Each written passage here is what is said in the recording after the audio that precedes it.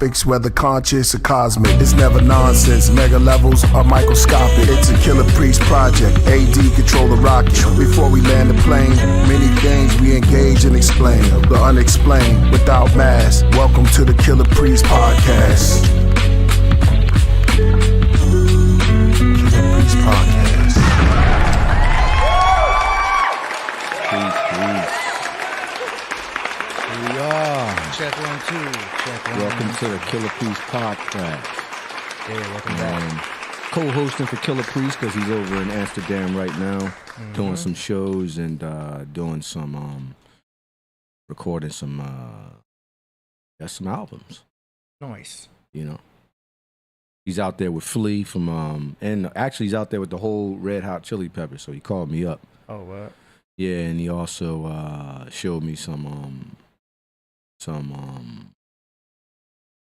footage of the show. Oh, nice. So he had a nice turnout out there. Yeah. Which is always good. So here we are, man. Welcome to the Killah Priest Podcraft, and I'm here as a co-host today. And for Killah Priest while he's out there doing some shows. Doing his thing. We're going to keep the craft rolling on. I think he said Amsterdam, right? Yeah. What? Oh, no, I think... Or it was Amsterdam. Switzerland? Yeah. Nice. He's going to a few places. Switzerland. Yeah, man. Cool. Yeah, we also make sure you guys go out and get your Lord Sun tea. Hey. Right here. Brandy matcha. You know what I'm saying? For your spiritual enlightenment and your any kind of organic or spiritual ceremonies that you guys is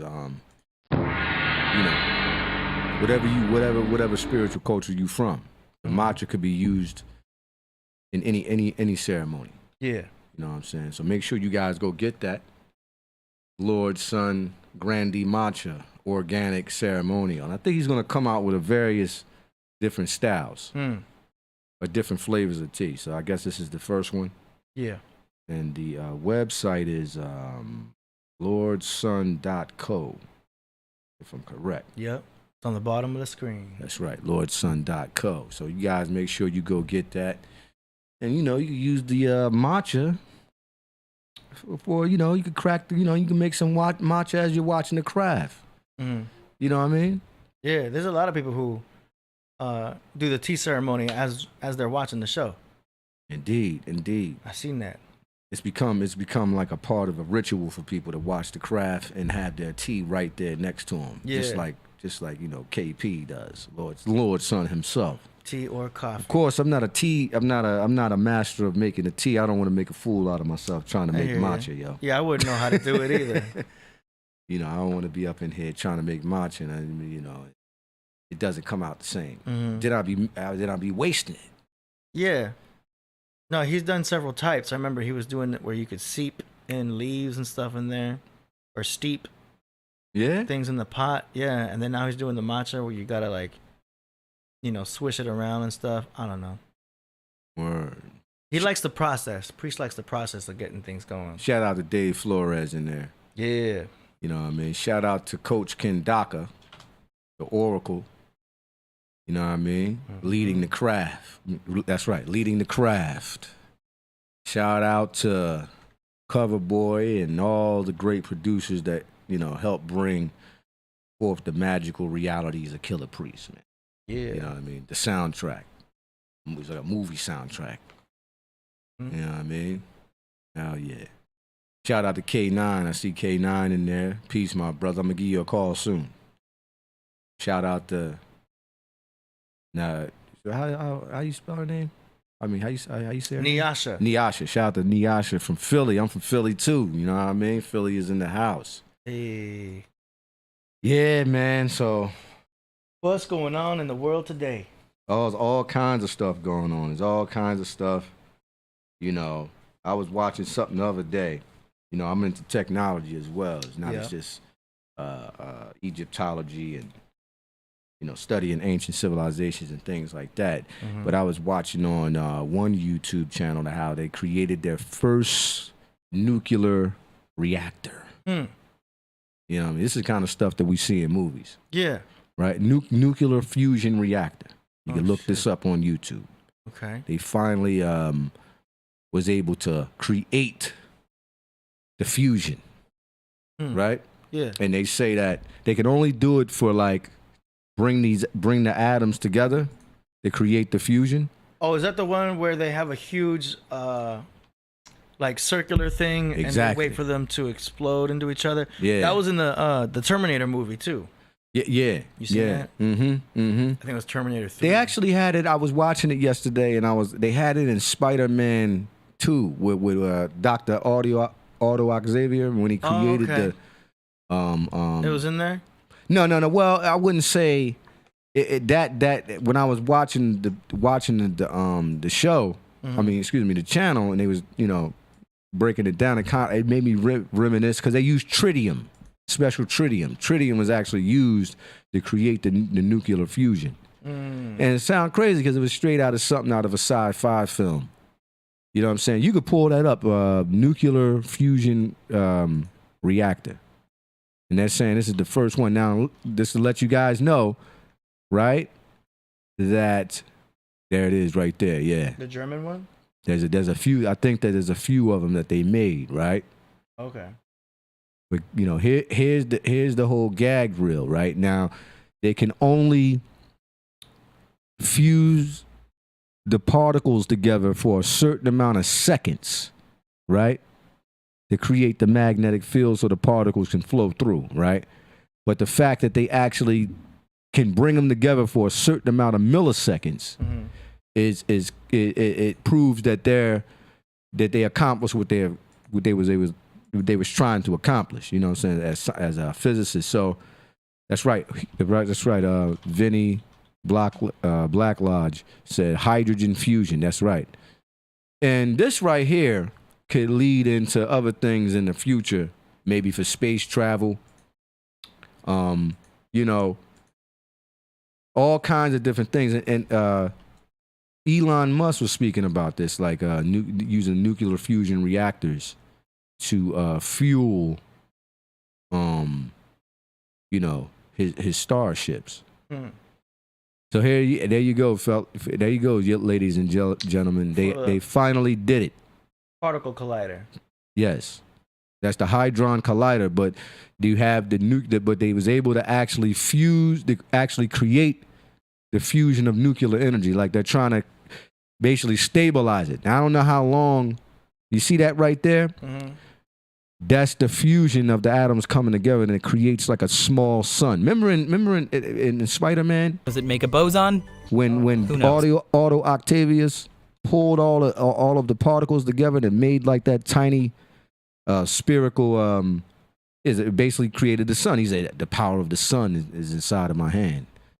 You know what I mean? This is what they're talking about. And now here in real time, they actually did it. Now again, just to let everybody know.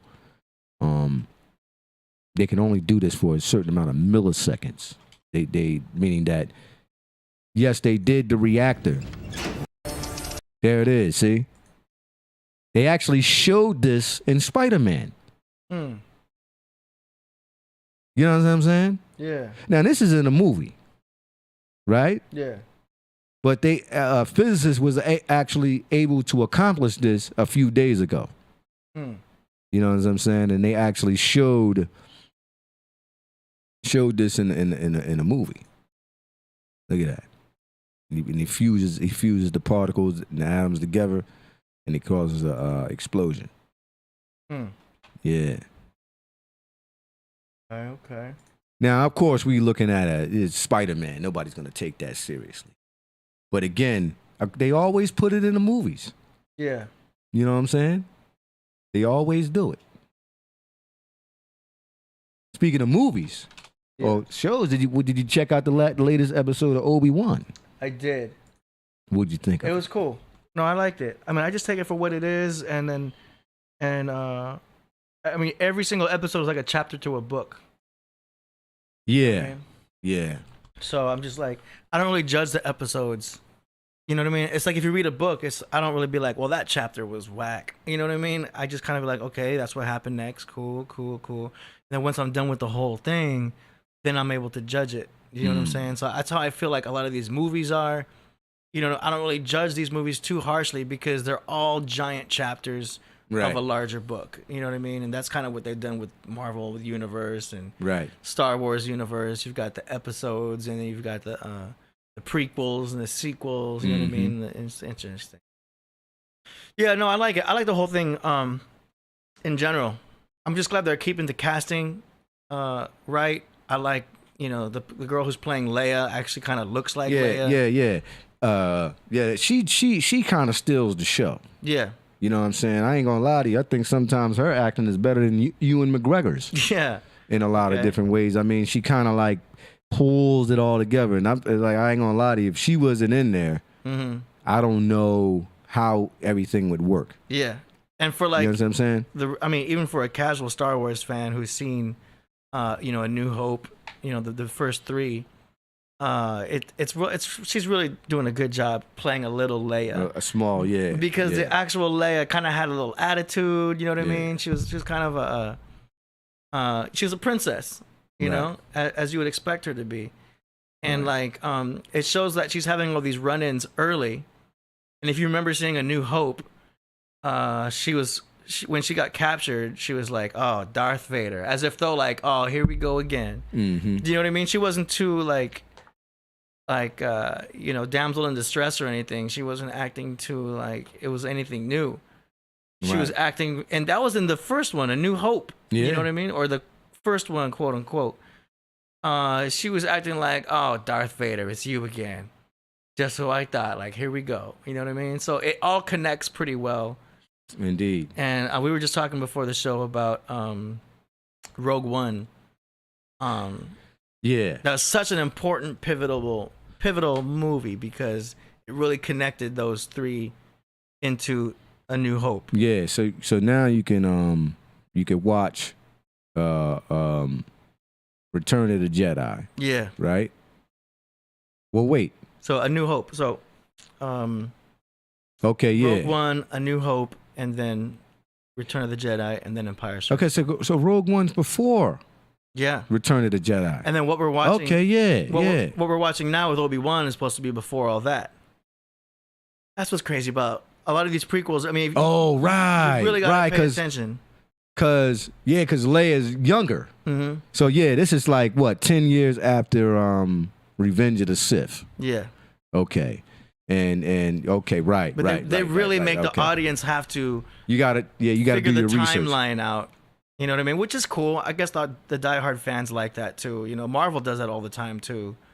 You know what I mean? Don't think a lot of people are into Star Wars like how we was when we was kids. There's a huge base though. Like, it's a huge base because I think that all of us is into people like myself, yourself, and you got, you know, we come from we like 3 generations, and then you got the people who watch the prequels, right?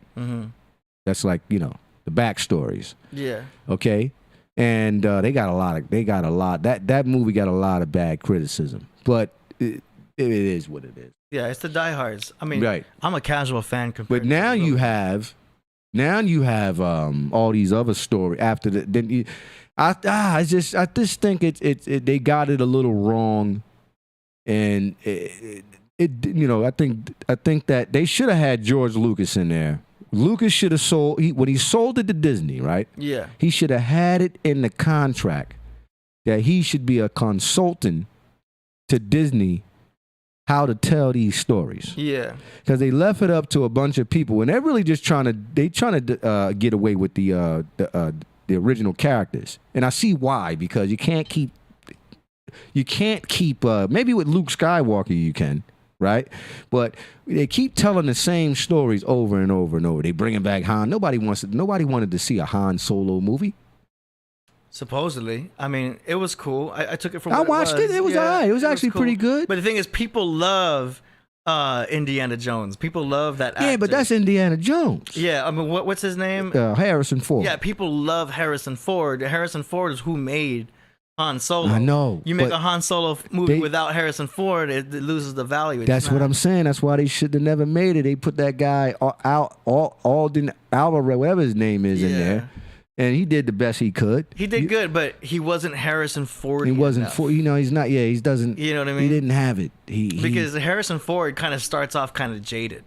He's like, oh, he's already kind of tired. Like, oh my God, here we go. You know what I mean? That lazy voice. It's very Indiana Jones too, because Indiana Jones is very much like you can see the struggle that he's been through. He kind of acts a little bit tired of having to do all these things. You know what I mean? Which would make sense. There's some realism to that. You know what I mean? You don't want to be too spunky. You know. I think that the motifs. I think that Miss Kathleen Kennedy over there at Lucasfilm. They need to develop some more classical motifs and learn how to blend that into the mythology, because I think that they're just trying to recreate. Like, is it kind of weird to me that every time I watch a Star Wars, like one of these new Star Wars flicks or shows, that they're always like dressing up as an Imperial sneaking on the base doing? I mean, they showed that in Obi-Wan. Remember that scene? Spoiler alert. I just feel like they do a scene like that in every single. To reminisce, yeah. Well, no, they do it in every movie. Like the good guy dresses up like the bad guy. He gets inside of the base or the, wherever, and then it's just, they always repeat that. Yeah. They got to come up with some more storylines, man. If you really want to go deep, check out this YouTuber named Screen Crush. It's a whole company, but they really go in about talking about stuff that's reminiscent with other things, and they do recaps. They go into Marvel. They go into anyway. Just check them out. What's it called? It's called Screen Crush. Screen Crush. Okay. And this guy goes in about Easter eggs that were in the shows, what you may have missed, and it's really well organized. I mean, it's a whole company that puts it, but this one guy who hosts the whole thing. Wow. Gotta check him out. They do The Boys. If you watch The Boys, it's about the crazy superheroes. They do Marvel stuff. But yeah, anyway, check that out. It's called Screen Crush. Again, I think that I don't want to keep talking about this, but I would say that one thing about George Lucas, right, is that, like I said before on Killah Priest Podcraft, on Killah Priest's platform here, is that George Lucas studied under Joseph Campbell, and he was a professor, I think, at Berkeley University. And he taught I think he taught ancient history. I forget exactly what he taught, like what he taught at his school. What was his occupation or whatever, what he was teaching. But he taught George Lucas, and George Lucas read a lot of his literature, and not only that, he read a lot of other books and used a lot of the classical motifs from ancient history to create a lot of these characters. Yeah. I believe that the people at Disney, excuse me, not at Disney, I'm sorry, Lucasfilm, no disrespect to Disney, should start to do what Lucas did and do some extensive research on, how George Lucas did, and kind of bring some of that information into the newer characters, because there's so much information that they can do, that they can bring in and create a whole new genre. Yeah. But they're not. They're just constantly trying to like recap older characters, and then when they try to create these new characters, they're kind of flopping on it. Yeah, they probably felt like they had creative control at that point. Yeah, and and all the fans, we were just going to just run with whatever they put out. Yeah, they Disney-fied it. Exactly. They got Disney-fied. Exactly. Well, shout out. I mean, I like it. It wasn't bad, but you could just tell it wasn't Lucas's original creation. It was kind of all over the place. Yeah. We got some super chats here. Niasha Champ says, "Peace, Rasul. I am glad to see you hosting. Peace and love, my brother." Yeah, shout out to Niasha, man. Philly in the house. I'm glad. Thank you very much. We just here holding it down for KP. The Lord Son himself. Let's see. Senescent Cell says, "Peace to Rasul, AD, and Mojito. Going to see the Ramses exhibit tomorrow." Oh, awesome. In Houston. Man, fascinating. Wow, the Ramses. Appreciate the show. exhibit. Man, yo, man, try to take some photographs, man. Send them in to us and show us what you seen. You know what I mean? No, that's phenomenal. Yeah. Hit the super chat if you guys want to ask a question or do a shout out. We're just on some random stuff right now. I knew we were gonna go into the Star Wars for a little bit. Yeah. I'm glad. You know, we might be going to Egypt in the fall. Wow. Me, David Flores, Killah Priest, and y'all should shoot a video Jason. out there. I don't know if they allow that, but like they Nah, allow photos. No, we'll be able to do it. We got to link in with the right people. What I'm trying to set up is that we link up with the Kemetic School of Ancient Mysticism out there. There's a brother by the name of Yusef Ayuwan, and they do personal tours, like tours to certain sites and certain tombs that the general public wouldn't be able to get to see. If like any you're an American or wherever you coming from around the world, when you go there, you go to Egypt and you see the commercial tour, but you don't get to go to the certain special sites that they got, like the Serapeum, the Osirian Shaft, the Valley of Nobles in Saqqara, going to visit the pyramid of Zoser. I'm just wondering what do they allow and what do they do not allow? Like, are you allowed to have a drone there? Can you shoot some drone you can't footage? shoot in Egypt with a drone. No. You got to have permission. Like, you got to have permission from the government. If you want to shoot, I know there's a lot of people, that shoot movies there and stuff like that, but you got to go there, get a permit. Yeah, I imagine. And the government has to clear you to shoot, but you can't just take your own personal drone over there and shoot. No. You might get shot down, right? Right. Yeah. There's a few videos I've seen where people was getting harassed in Egypt for taking photographs on the in downtown Cairo and different things like that. But here's the thing I say about that. You gotta understand it's a Muslim country. You know what I'm saying? It's a democracy, but it's a Muslim country, right? Okay. But you can't be going out there looking like a weirdo. You know what I'm saying? And there's a bunch of the individuals that I did watch videos of. They don't know how to communicate with the brothers and sisters out there. You got to kind of like blend into somewhat of the culture. Don't just be a crazy tourist. You know what I'm saying? Because then they're going to they're going to point you out and they're going to follow you around. Like, what he doing? What he trying to get drugs? He trying to do this? He trying to do that? So, it really, when you go to Cairo, man, talk to everybody. You know what I'm saying? There's plenty of people that went to Cairo and was able to shoot in the streets of Cairo and around the surrounding communities and things of that nature. You know what I'm saying? I know you can take photos out there. I'm just saying you might as well do a video real quick. Even with an iPhone, just be like, get some footage. Well, that's what I'm saying. We're going to link up with Yusef Ayuwan. Somebody said that they wanted to know what was the name of the school. The Kemetic School of Ancient Mysticism. Yusef Ayuwan and the Egyptologist brother Muhammad Ibrahim. You can look these brothers up on YouTube, and these guys deal with the ancient technologies of ancient Egypt, right? Whereas though they study more of how the stone granite was cut and how they was put in place and different things. It's very precise. They're cutting stone like with tools that they weigh 300 tons. Yeah. You know what I'm saying? Each limestone block or granite block, and a lot of it was quarried.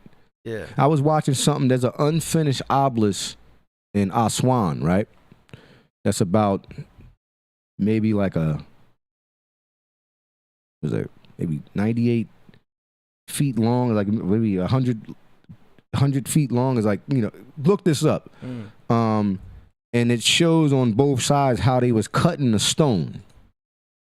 So what a lot of us think that the ancient Kemetic people or the ancient Nile Valley brothers and sisters had some kind of tools that they was using, ancient tools or drills that was able to cut the limestone. Yeah. That's what we're going over there to do. You feel what I'm saying? We're going over there to study that. You know, we're not going to go over there to study about if the ancient Egyptians are Africans or not. We already know that they was Africans. I think that argument is over with. Y'all already going in with some knowledge and everything. Oh yes. You got a super chat here from Danny Salinas. He says, "Can I go with y'all, Sue?"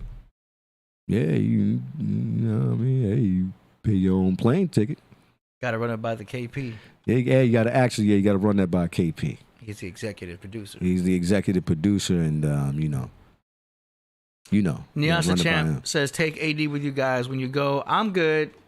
You know what I'm saying? AD, you don't want to go see what's wrong? I'm all right. Yeah, I got things to do out here. You know what I mean? I got to work at the club 3 times a week. You know what I mean? Yeah, but this is the Great Pyramids. This is the Great Pyramids of Khufu. Yeah, but Menkaura. I can give you guys some cameras. Y'all can. And Senefru. Yeah, y'all just get the footage. I'll edit something here. You don't want to go see the Great Pyramids the Great Temple of Karnak? I'm sure it's very nice. But you don't want to enter the Holy of Holies, brother? Yeah, you guys do it for me. All right. Get some footage. Right. I'll edit it here. You know what I mean? I'm just here running the rocket.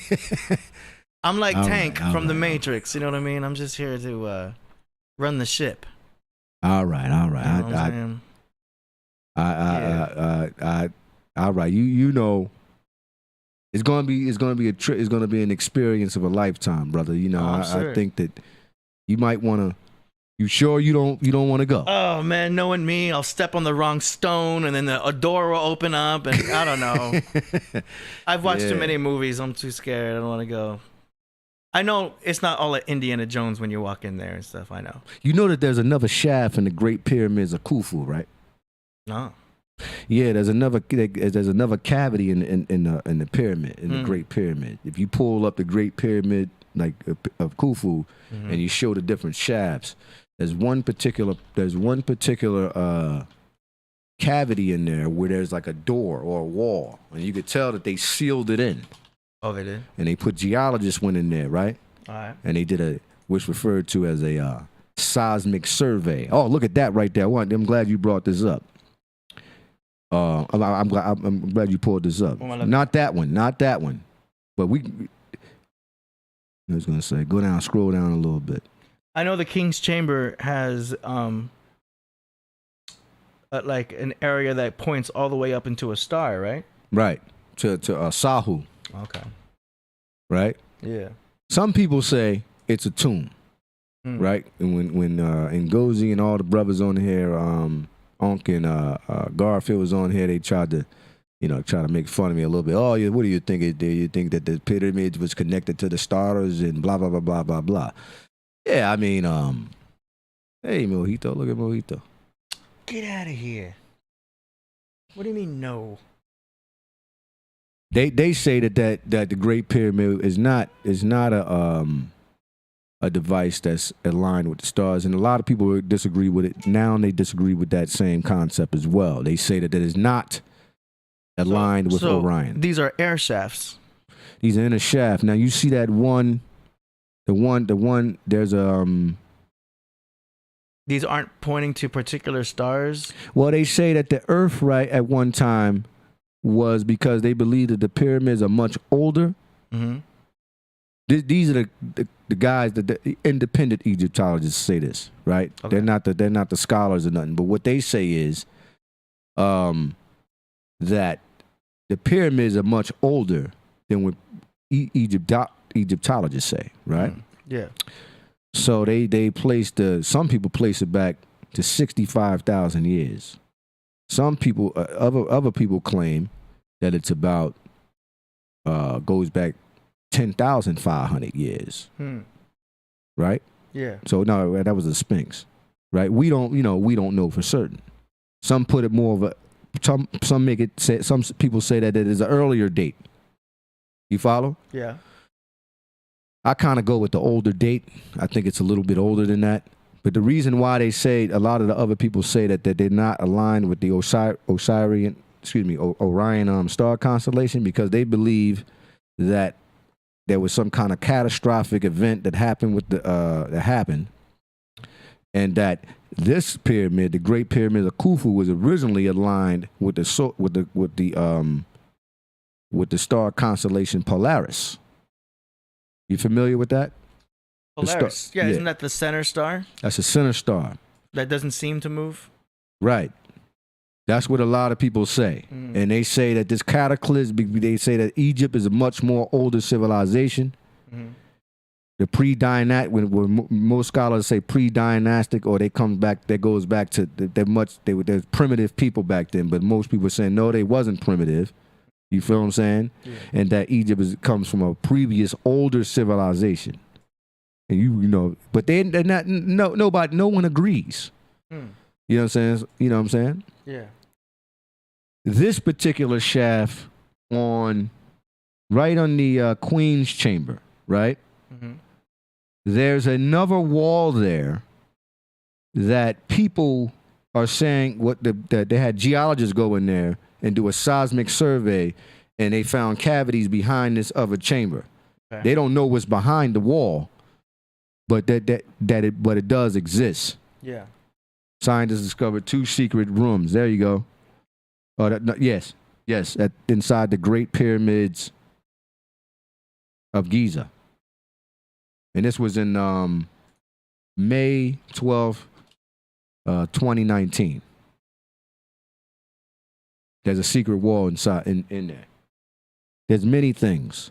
Not only that, we have the Osirian shaft. I don't know if you guys are familiar with that on the Podcraft. And the Osirian shaft is a shaft that was unearthed in the 90s, I think in 1996. And this shaft, there it is right there. Look at that. This shaft goes down maybe about 1,000 feet beneath the Great Pyramids of Giza. And under it, you have various different subterranean chambers. Look at that right there. Yeah, we doing all that. That's one of the boxes, the mysterious box. So wait, so you can actually, there's a passage from the Sphinx into this pyramid in the middle. That is correct. Wow. In fact, what a lot of people say is, especially Yusuf Ayawan, they say that these tunnels and these labyrinths and these paths connect to a greater labyrinth, meaning that you could, what they're saying is, they haven't proved this, but you could walk from Giza all the way to Saqqara through these underground subterranean chambers. And they have the same thing in Saqqara. In fact, Zozer's pyramid that was designed by Imhotep has various subterranean hallways and labyrinths that they just was able to clean out a couple of years ago. And they're saying that Go ahead. There's more tunnels, right? That needs to be excavated, meaning they haven't finished the job. It's just interesting how it almost seems two-dimensional for them to create these passages in a two-dimensional way. Like if you turn it, why not go to the left and go to the right? Why not be three-dimensional? It's interesting that we're seeing, you know what I'm saying? Like they built everything almost in a two-dimensional way. Right. Like I know there's depth, but I'm just wondering why. I'm wondering what kind of technology, because they're using some technology. We don't know. It's so interesting. We don't know. There's a purpose for these chambers, obviously. There's electricity happening. There's magnetism happening. Well, I think I watch this stuff all the time at home, and I think that I'm starting to think that maybe the foundation was built from the ground up. Of course, well, maybe they kind of like. And I mean, because we got to ask the questions. Why would they have all these subterranean chambers? It's you not feel what I'm saying? It's not for storage. Yeah. It's not for like a bunker. Exactly. There's a purpose for that for sure, but it almost seems like a giant. I know it's like they used to power the city, right? Well, that's what they say. That's what they say. We don't want to. Yeah. I don't want to be on here sounding like a pseudo-scientist or anything. Right? Yeah. And just speculate and say, yeah, that's just because to drop that's down, right and exact. To drop down to those shafts, there has to be ladders. Well, they say that this was the tomb of Osiris. Okay. Okay, So interesting. The Osirian shaft. They Zeti Hawass is they called it the actual tomb of Osiris or the tomb of Asar, which you can't.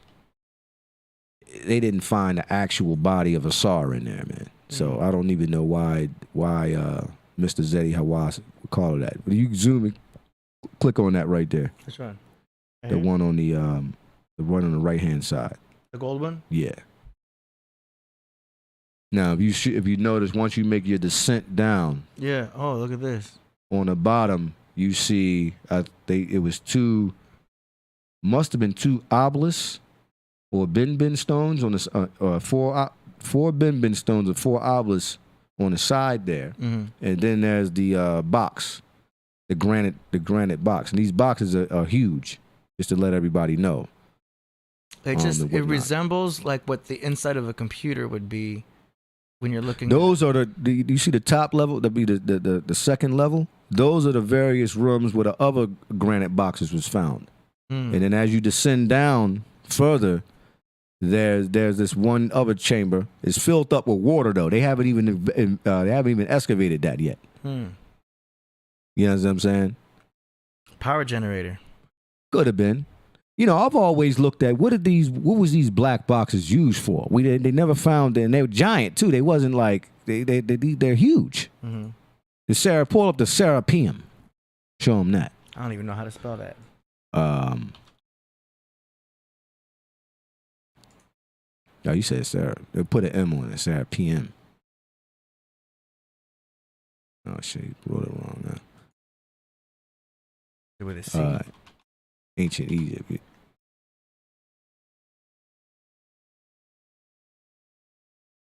Oh yes. That's with an S. Yeah. Yeah. Now look at these joints right here. We're gonna visit the Serapeum as well. See, like I would assume that's a tomb. Yeah. Now the explanation for these boxes. Look at that. And that's just the lid. That's a big tomb, yo. That could be like a giant in there. Yeah, because here's the question: why would you put a human being inside of something like that? Yeah. Well, I mean, you know, already. I don't got to tell you about how they were experimenting with transferring souls and stuff like that, and longevity, and you already know about all that. Yeah. Look at that. Go back to that. Go back. Shit. There's some hallways. No, I was gonna say how he's look at that right there. That's just the lid. Wow. The guy on the bottom right there, he's doing a measure. The measurement down. You see that? Yeah, look at that. Now, I don't know how tall that guy is, but you know, look how tall the box is compared to the average size of a man. Maybe they carved the boxes out of the bedrock. You know what I'm saying? Yeah. Maybe they dug deep inside a tunnel system. Dug the tunnel, right? And then over years and years and years, they started to but actually, no, I'm wrong.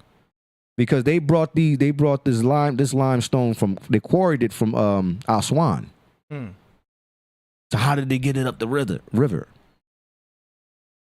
But still, the precision. Look at that. Of the cut. Definitely used with some tools. Yes. Some advanced tools. Niasha Champ says, Rasul, what do you think about 31 tons of gold found in Uganda? I don't think I've read that story, but you know, yeah, I mean, they're always finding things in the deep depths in central parts of Africa. There's stuff that's still in Africa that they haven't dug up yet. You know what I'm saying? So yeah, I mean, they're gonna constantly keep finding stuff as we go along. You know what I'm saying? I mean, hey, you know, one thing about a lot of the scientific discoveries that they make, they don't make all of them scientific discoveries public like that. Y'all got to think, if they found something, if you want, that was groundbreaking in Africa, trust me, they would cover that up. Like I've said this many a times on the Podcraft. that they say that Africans, Dr. Ivan van Sertima has shown this evidence that Africans were smelting steel 12,000 years ago before the Europeans was doing it. Steel smelting.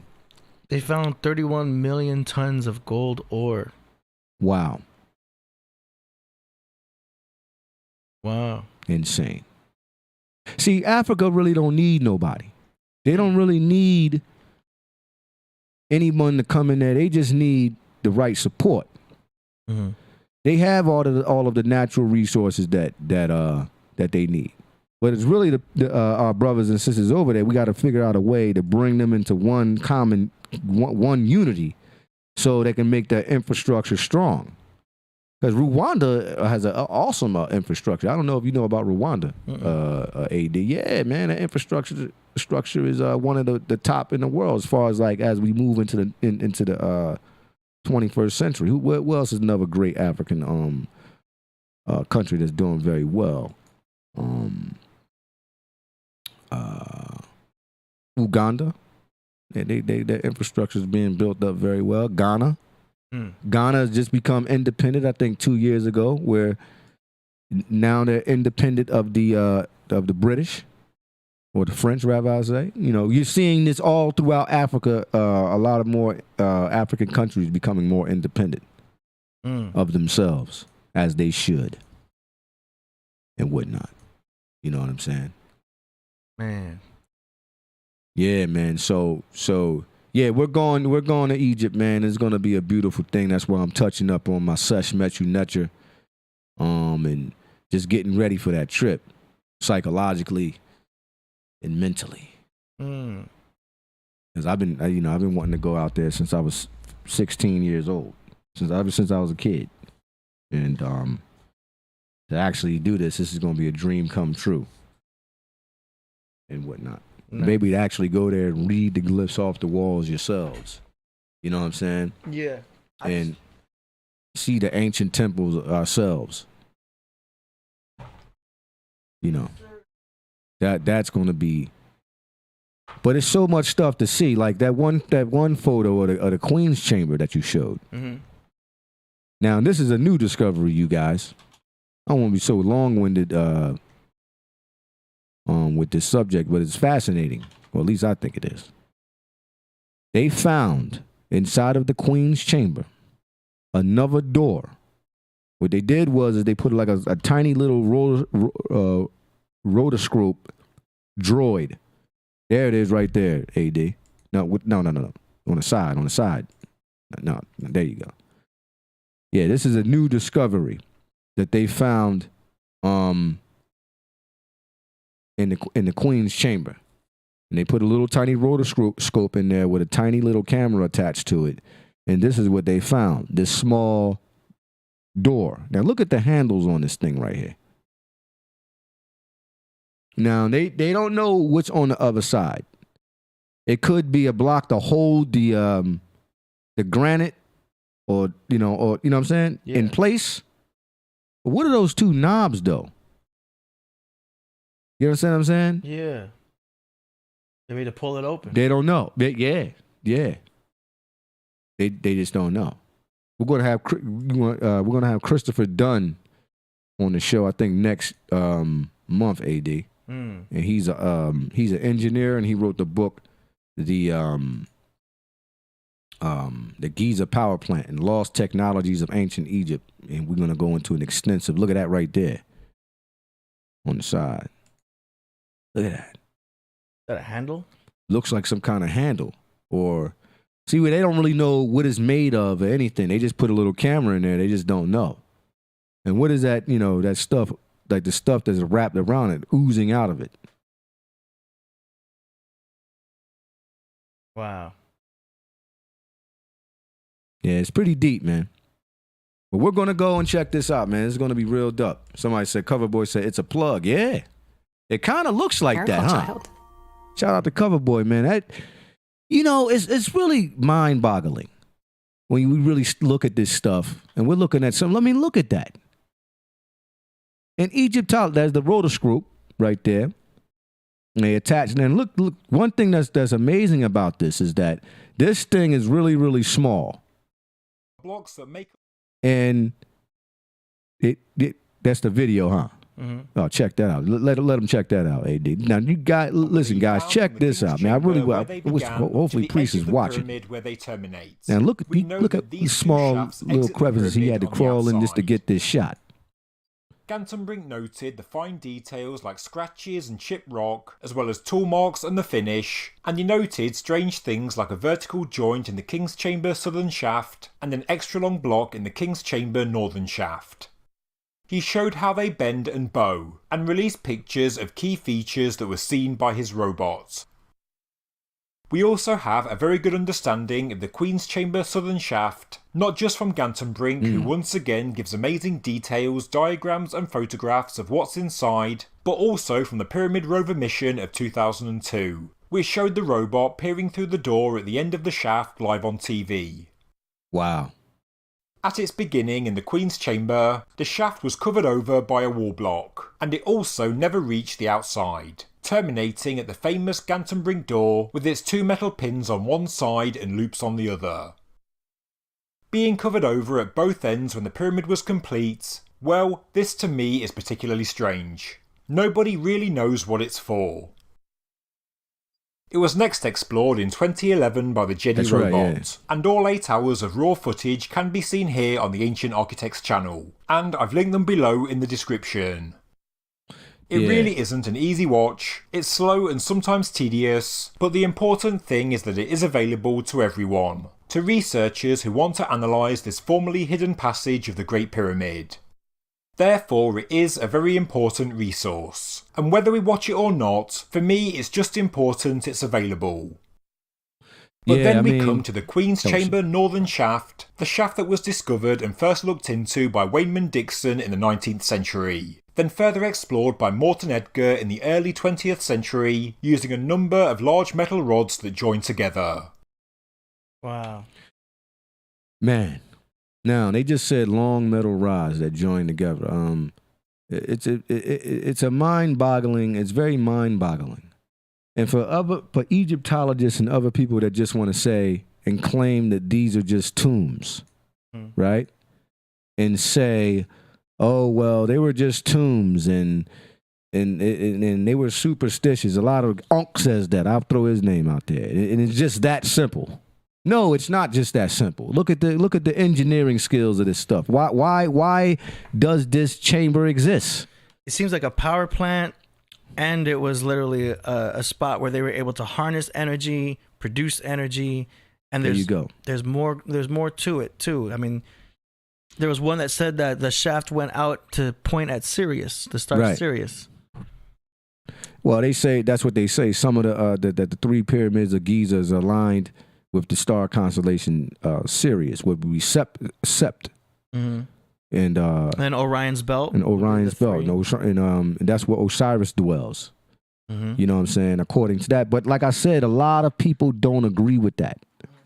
You understand what I'm saying? But we don't believe in coincidences, because again, the word, like I've said this many a times, the word co and incident means 2. Co is 2 incidences.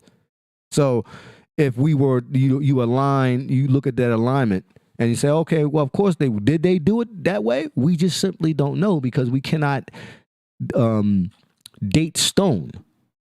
But is it a coincidence that why is it a coincidence that the 3 pyramids do align with Orion? You understand what I'm saying? So that's a whole nother conversation. Yeah, I mean, it's definitely something to take in consideration. I believe that they were power plants. I believe, and I very seldomly say believe, but I believe that the pyramidal structures in Giza were some kind of energy source. You know what I'm saying? And water and electricity was the foundations of these power plants. I mean, just the word not but the mir, or they called the pyramid the house of energy. Yeah, fire inside, right? Right. Well, pyramidos means fire in the middle. But or the house of energy. Yeah. You know what I'm saying? But a lot of people want to call them tombs. And I just think that it's more to it. And again, I think that the study in the architecture and the engineering, you know, of how things was engineered in ancient Egypt is the way to go. Yeah. And the language. At the end of the day, it all comes back to the main topic, which is free energy. Right. And that is to be hidden at all costs by the elite. They don't want us to know about free energy. They don't want you to know about the car that runs on water. They don't want you to figure anything about the Tesla coil and how you can generate your own power, because they're the ones that are running the world. You know what I mean? If you figure out how to have your own energy sources and everything, they all fall. You know what I mean? Yeah. I mean, they're controlling the solar power also. Yeah. But like, well, the Stephen Miller wrote a book called The Land of Osiris. And in that book, he talks about that there's other pyramidal structures that they haven't found in Kemet. Mm-hmm. You know, maybe 5-10 miles from, a few miles from Giza. He claims that there's a pyramidal structure that they haven't dug out of the ground, or they haven't dug up yet. So I mean, another thing is I want to let all you guys know that they're also opening up the Grand Museum of Egypt in Cairo, and I think about 2 years. I think next year they're opening this new museum up. All new artifacts that we haven't seen. Basically, all of the stuff that's in the Cairo Museum's basement, they're going to be able to show it to the public, and I can't wait till they open that up. Maybe we should wait to go to Egypt when they open that up. But I'm going back. If we do go in the fall, we go this fall, and then when they open that museum back, when they open a new museum up, we got to make another trip there. It's good because then this will be like your practice run. You go out there, you figure out where the hotels are at. You know what I'm saying? You get settled in. Yeah. You get to learn the lay of the land and everything, and then when you go back again, you'll already know what to expect. Indeed. You know, then you link up with your peoples out there.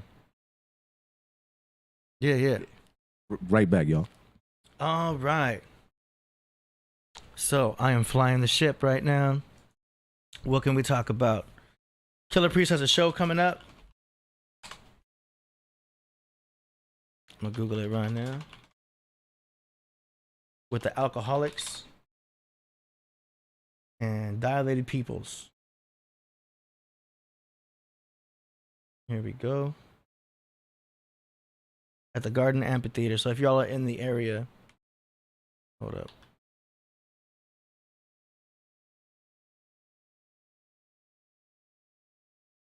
That's going to be on, where's it at? 25th. So that's Saturday the 25th. I'll put the link in the description. Garden Amphitheater, Dilated Peoples, The Alcoholics, Killah Priest. Check it out. That is over here in Southern California for all those who are in the area. Boom. That's where it's at. So that's that. I may or may not be there. See what's up. I think Rasul's gonna be there for sure. You going to that show, right? Yeah. That's on a Saturday. Anyway, I'm putting the link in the description. Actually, I'll put the ticket link. Yeah, yes. Killah Priest has a show, Back to the Basics, on, it'll be there Saturday, June 25th. I think we hit the stage at 2:30 at the Grand Auditorium. And what is that? Garden Amphitheater. I'm sorry, Garden Amphitheater. Yeah. Garden. So anybody in that area, is that Orange County? Yeah. In the Orange County area, y'all come through and check that out. You know what I'm saying? Yeah, man. It's gonna be a great. And I just to correct myself, that's called Pir Ba, the House of Spirit. Excuse me, the House of Energy, Pir Ba. And you have the Ba and you have the Ka. So the the real name for pyramid was house of energy. Per, meaning house. I could write the glyph for you. And then you have the ba, which is should be the spirit or your energy.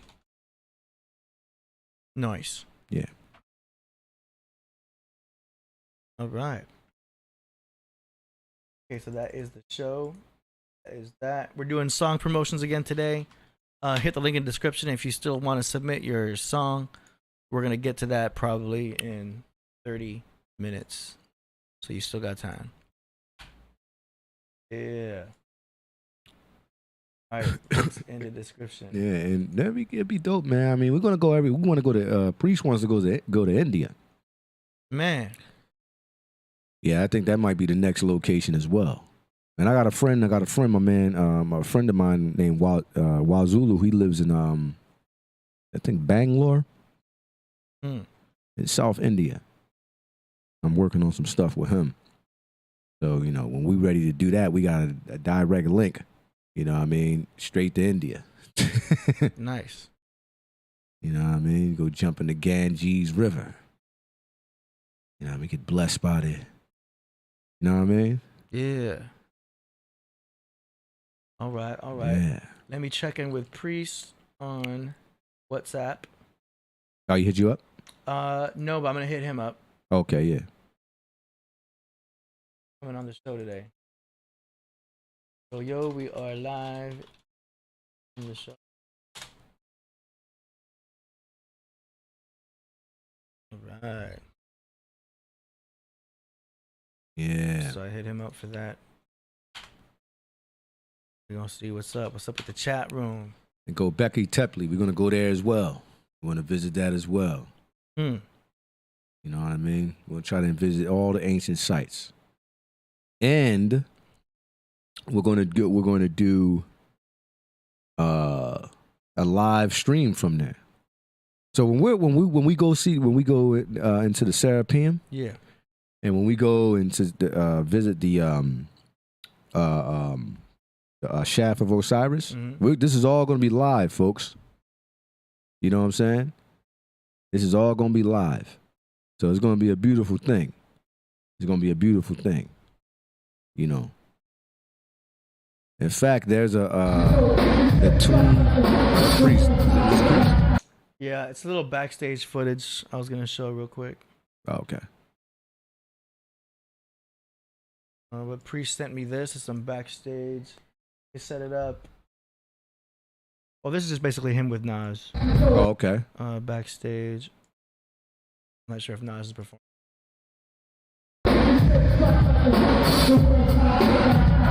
There's Shroom right there.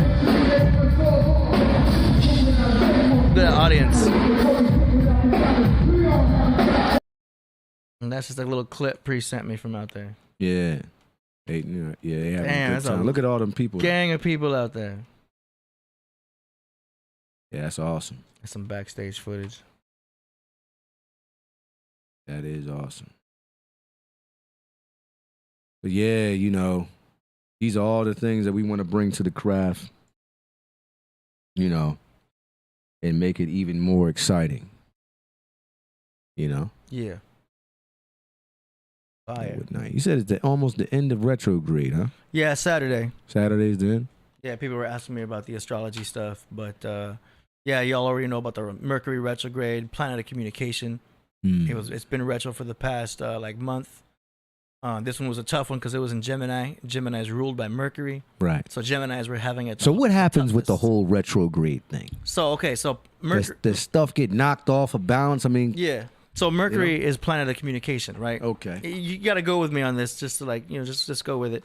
So Mercury controls the communication that happens within our minds and in the, in our realm. So, that includes phones and that includes communication with people, communication with your computers, technology.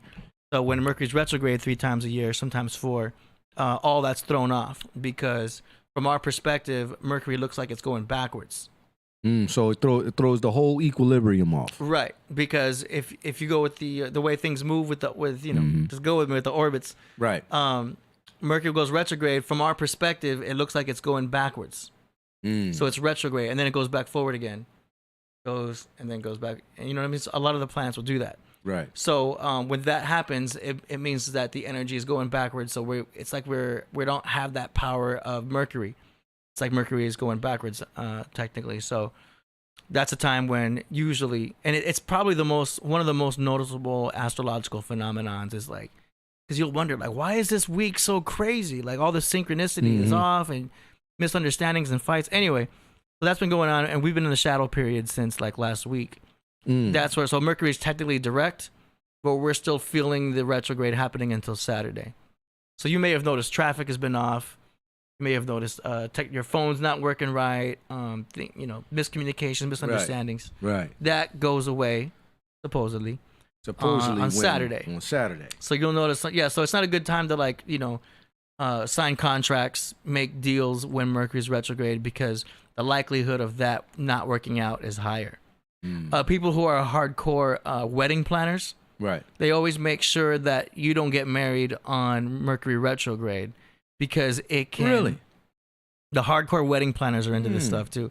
They'll say, don't get married during Mercury retrograde, because then you're less likely to have as much of a good marriage, or the wedding won't be as good because you'll have more delays, you'll have more problems, communication will be thrown off. Do you know what I mean? I need a new phone, right? But I'm not going to buy a new phone until after this Saturday. So that's how I'm kind of applying it. Yeah, you know what I mean? Because if I had bought a new phone buy it now, and so during the retrograde, you might have problems with it. Might be the wrong one. Like, technology may not work at that time. Excuse me. And I did have some, technological problems, and we didn't have some, like the problem we had today. Like, we were, half hour late today. Right. One could contribute to that. To Mercury retrograde, huh? Which is why Priest noticed it himself too. Priest was able to notice, like, something's on. Putting me on to that. Yeah. But it's like I said, it's one of the most noticeable phenomena to happen, and so things move forward on Saturday, and then you can sign contracts again, and then you'll notice that your mind will be less cloudy. Right. So, but during the retrograde, it's everything, so you can reorganize, rethink. That this would be a time for you to reassess, right? To reevaluate things that you've got going on, to reorganize your closet, so to speak. And so, it's not necessarily a bad thing, so to speak. So, you can take this time to. Astrologers will go into this a lot more in depth. If you just Google on YouTube Mercury retrograde, you'll get a whole bunch of explanations. Different things. Huh? Yeah. I'm like I said, I'm just a student of this.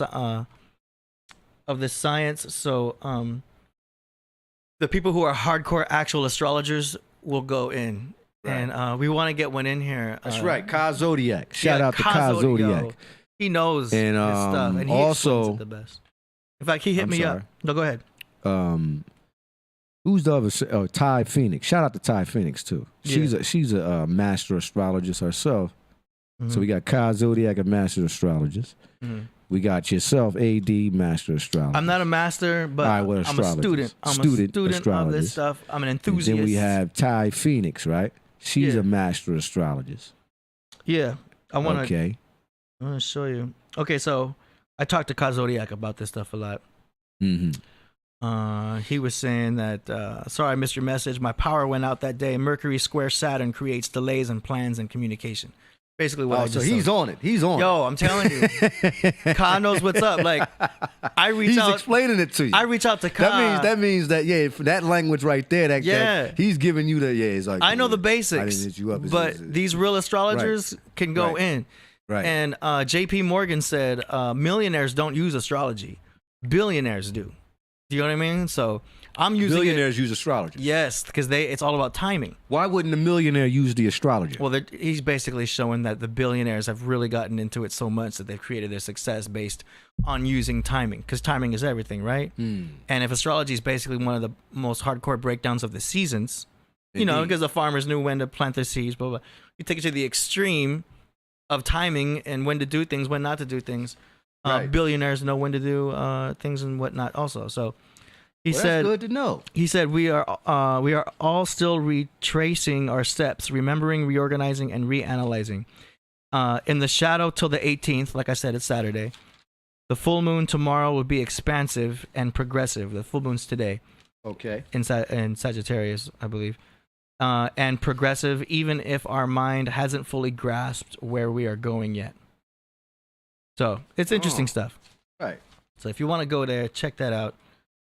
Follow Ka Zodiac, but we're gonna have him on the show when Preach gets back. Shout out to Ka Zodiac, man. Yeah, and he'll go and he's able to explain it a lot easier. I the whole astrology thing.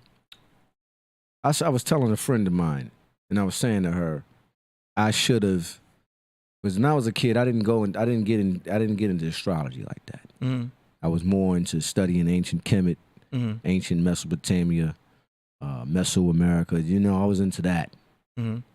Studying physics and different things. But the astrology is more of it's the oracle. It's basically the oracle. Yeah. And I kind of somewhat, I'm intrigued by astrology a little bit. Yeah, I didn't even mean to go into it. People think it's pseudo. I thought it was too. Right. Until, real life experience, I was, I've been DJing clubs for a minute, and I started seeing patterns. I was 22. I started seeing patterns in the girls. Patterns in the certain people. Okay, certain traits. Yeah, like those two have the same birthday. Or the same grade, but they almost look alike. Like very intuitively, I was just like, yo, they act similar. They have the same kind of traits. And I would just think nothing of it, just coincidence. And then time would go on. To work. And it was based on birthdays, because when you're hanging around a certain group of people and they have birthdays, and then someone else has a birthday, and it's like, yo, Rick and John have the same birthday, like in the same week, and they're very similar. So it's music is all pattern recognition. Indeed. For me, I didn't know astrology yet. I was just seeing patterns. Right. And I was intuitively seeing patterns. And it wasn't until I realized, I'm a Pisces, I'm more intuitive, cool. But it was like, yo, I'm starting to see these patterns, what's going on? And I started talking to people, and I'm like, yo, how is it that these two are so alike? And they have the same similar birthday, and it sounds like, and this girl Cameron was like, yo, it sounds like you're getting into astrology because you're just pointing out that they're both Leo. I'm like, what do you mean they're Leo? Like, what is that? So I was 22. And I started learning more of it, and I started to see the patterns, and things started to make sense. It was an intuitive thing. You have to live through it. You have to look at your own peoples that you're around. You got to make a list of all your exes and start seeing the patterns of like, yo, I've been dating nothing but Aries. You know what I mean? Like, it's not until you start seeing those patterns in your real life that you're like, okay, something's going on. And then from there, I just did the research, and then I started following certain gurus, as I do, looking for who knows what. So and then next thing you know, so the relationship stuff is real. I mean, it's all real. It's just how deep do you want to go? Because you can't really judge compatibility stuff just on sun signs. I mean, who is really compatible? So when it comes to compatibility, you got to look at the whole chart. You will see tendencies with sun signs to see like, oh, Virgos go with Aquarius. Remember, I was telling you there's a tendency there. I was telling you before, right? Yeah. No, I was talking to my friend. I have a friend of mine. Shout out. Yeah. Anyway. Okay. Yeah. Whatever you want to say. But we was talking about astrology, me and the sister, right? And she remember I was asking, I don't know what time I was born. Okay.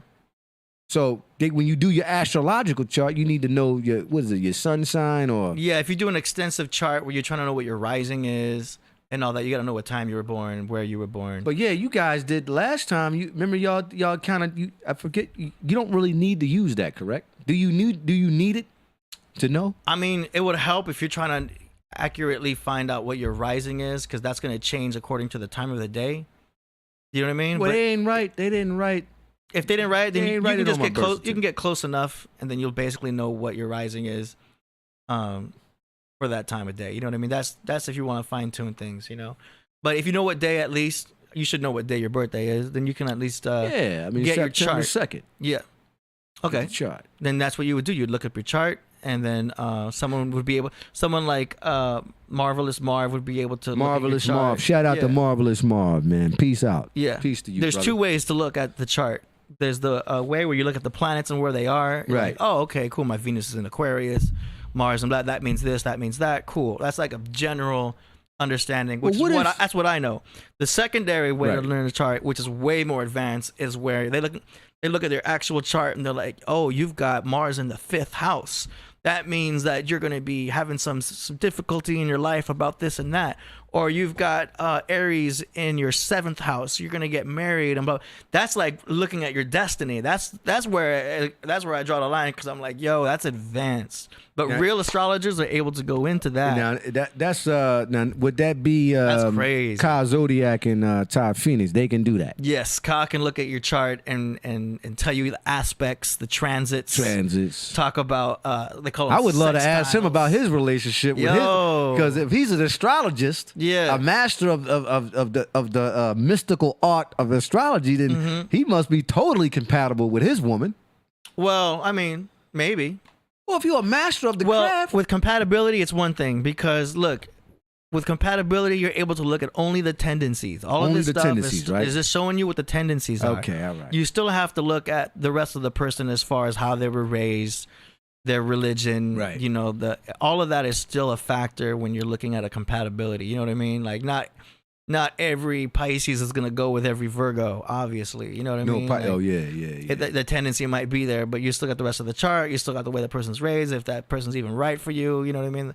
All that's in consideration. It's just something that should be looked at as something that's interesting. Like, oh, isn't that interesting that I'm with another Gemini today? Like, wow, like I always end up with Geminis. How interesting is that? But you don't want to like base your whole life on it. I said it before. You don't want to like get too much into this that it rules your life, because I still believe in the power of synchronicity and the flow of life and the flow of the universe, or as some would say, God's intentions, all that, you know what I mean? So I still would want to flow with that. So I try not to let the astrology demystify the magic of the unknowing. You know what I mean? So like you meet a girl, I don't immediately want to go for the sign, because I kind of want to also enjoy the magic of not knowing anything, and just flowing. That's another reason why when you go on a date, you don't want to just reveal your whole life story. You know what I mean? Because there's a magic to the mystery. The mystery is the magic, and I still try to retain that. That mystery might be flawed though for some people, because people got a dark side. Of course. You know what I mean? And you don't want to prejudge people too, because people who are amateurs to this astrology stuff will have a bad experience with a Cancer, for example, and be like, "Oh, I can't be fucking with no Cancers. My ex was a Cancer. Like, y'all messed up." And now you're discriminating a person that could have been something. You know what I mean? That could have been. So it don't really matter with if the sign is if you read the chart and say, "Oh, well, this guy is a whatever sign he is." Yeah, you don't. I'm not compatible with him. That sign, but that doesn't mean you shouldn't go out with that person. Right. Yeah. You only want to take this all lightly. You know what I mean? Right. You don't want to take it too seriously, even when you get really good at it, because some people will take this too far, discriminate, and cut off or welcome people that probably shouldn't be or could be in your future. You know what I mean? Like I said, I still want to go with the flow of synchronicity, the flow of magic, and look at it as like a tool, as something you look at that's interesting. That you keep in mind, like, okay. Yeah. You know, I kind of know what to expect when I get the signs, though. You know what I mean? It also gives me an advantage to know how to relate to that person. So if I know I'm dealing with a Leo, boom, I already know exactly the mindset to go into, what to talk about, what not to talk about, kind of, so to speak. Same with an Aquarius. I know I can get more deeper with an Aquarius because they have more of a deeper type of mind. Right. I know a Virgo might be more analytical, so we can talk about details, like you're a Virgo. So we can really talk about details of Star Wars and this and that, you know what I'm saying? Right. With a Libra, we can talk more about art and symmetry, and talk about the aesthetics of beauty, and like, be really more artistic with a Libra, because that's the way they are, you know what I'm saying? Pisces, you can go all about everything, basically. Aries would want to be talking more about getting things done, more about, not war per se, but they're very strong-minded in the mind. Right. But I can go on and on and on. But like these types of tendencies, like I'm mentioning, are something that you can learn as you go through it, and you figure out who the signs are around you. You know, figure out what your parent signs are, and then just keep it in mind. Don't take it too seriously. But it's something that you have to experience intuitively to really understand it. The intuition. Virgo and Virgo. It can happen. It's not very common. Pisces and Pisces. That's very common. Pisces and Pisces? That's very common for a link up, but it may not last long. Do you know what I mean? So there's compatibility to where Pisces might not last long. Yeah, like you'll get together, but you may not last that long. So that type of stuff you don't really know until it happens, but it's different for everybody. Mm-hmm. You know what I mean? My ex was a Pisces, and it was great at first, but then it's you guys fight a lot. No, but what happens is if you both have the same energy, it's almost like you're dating yourself. You know what I mean? And then, Pisces are kind of known for being chill and relaxed. If both of you are chill and relaxed, you ain't going to get anything done. You're both going to stay in bed all day. You know what I mean? And it's like you got to get up and get going. So you might find that you need someone who's different from you. You might find someone that you need the yin to your yang. I've always liked that. I liked... contrast is key. I've said that on the craft many a times. I said I like it when a woman has some kind of form of more intelligence than myself. Yeah, you'd want that. Yeah. You don't want someone who's too much like you. I don't want to. Well, I want to learn from. If I'm gonna review my woman. Mm-hmm. I'm talking. That's how I am in the whole thing. And not I'm not. I guess you could say that alpha male, all that. That's you get that with Rasul, right? But I don't want the woman to just sit there like this and just listen to me. I want you to come up with some ideas too. Yeah. You know what I'm saying? That way you can complete each other. Exactly. That's the whole idea, is to become one. Yeah, you know what I'm saying? So I like that kind of challenge. Mm-hmm. Like, I was like, oh wow, she said that. I didn't know that. You know what I'm saying? Boom. You know what I'm saying? And there's certain things. Mm-hmm. You know what I mean? A lot of these Johns out here, man. You get with them, and they get with you because he's so intelligent. He's so this. Like, listen, I'm not trying to teach you for the rest of my life. You got to come up with some kind of skill. Mm-hmm. You can't just sit there and look good all day. Yeah, that's why looks only go so far. Yeah, but you know what I'm saying, though. Yeah, exactly. But like with the whole compatibility thing, you can look at tendencies with the sun sign, but astrologers will tell you have to look more at the moon sign, their moon signs, and their compatibility, because the moon's your emotions. And then Venus is a planet of love. Now you don't need the what's that? The time of birth to know your moon sign, correct? No. Yeah, you don't need that. You need to know the day. The time is really just to figure out your rising. So it don't mean nothing. That time of day don't really mean nothing. Unless you want to know your rising for sure. Like as long as you get close enough, that should work. You know what I mean? All right. It won't matter if it's 7:30 versus 6:30. It's like just kind of know, what time. Then you can look it up. You go to Google, type in natal chart calculator. It'll give you all the info up there. All this stuff's available on Google to check it out. Interesting stuff, huh? Indeed. I will do another plug though. Oh. So if you guys want to go really hardcore, there's this dude online. He's like dominating. Oh, he's an astrologer? Yeah, this guy's called Namaste Today. He has a thing called Serious Joy TV. Namaste Today. His name's Christopher Witecki. And he breaks it down. He breaks it down. I'm not gonna go into it right now too much. Feeling irritable or moody. But hold on. But yeah, this guy will go into it, and he'll give you the weather and what's gonna happen, and he'll tell you how people are gonna be feeling on like Wednesday and like Friday and Monday, and like he goes into it and just breaks it down. And he'll tell you like Jupiter's going along with this, and then if you're a Gemini, for example, he'll tell you, okay, you're gonna go through this, you're gonna go through that this week, and he does it every week. This past week he didn't do it, but that's what he does. So this guy is doing pretty good on YouTube. That's called Serious Joy TV. Y'all check that out. This guy is a master at it. Yeah. What's his name again? Christopher Witecki, but it's Christopher Witecki. Yeah. Witecki. If you look up Serious Joy, like SIRIUS Joy TV, he's one of the top astrologers on YouTube. They keep asking me what somebody said they wanted. I was born in 1977. Hey. I'm 44 years old. Not 1979. All right. Yeah, I man. wish I was that. But yeah. So that is that. Yeah, I mean, hey, there we have it. I got to get into it. But you know what, though? I don't want to start studying astrology myself. You know why? I'd rather call you guys up and have a conversation. It's always good. I like that. That's why we're going to wait until Ka Zodiac comes in here, because I'm not mad. I don't want to master astrology at all. I just have it. I like asking people. Yeah. Astrologers. Okay, tell me about myself. Yeah. Have them do it, and then you get their opinion, and they'll let you have it. But like I said, we're gonna have a whole show about this when Ka Zodiac gets here. Yeah. I want to prove some of you guys wrong. Well, it's not about proving anything wrong. You got to take. I don't act like that. Yeah, you can do that. You can do that.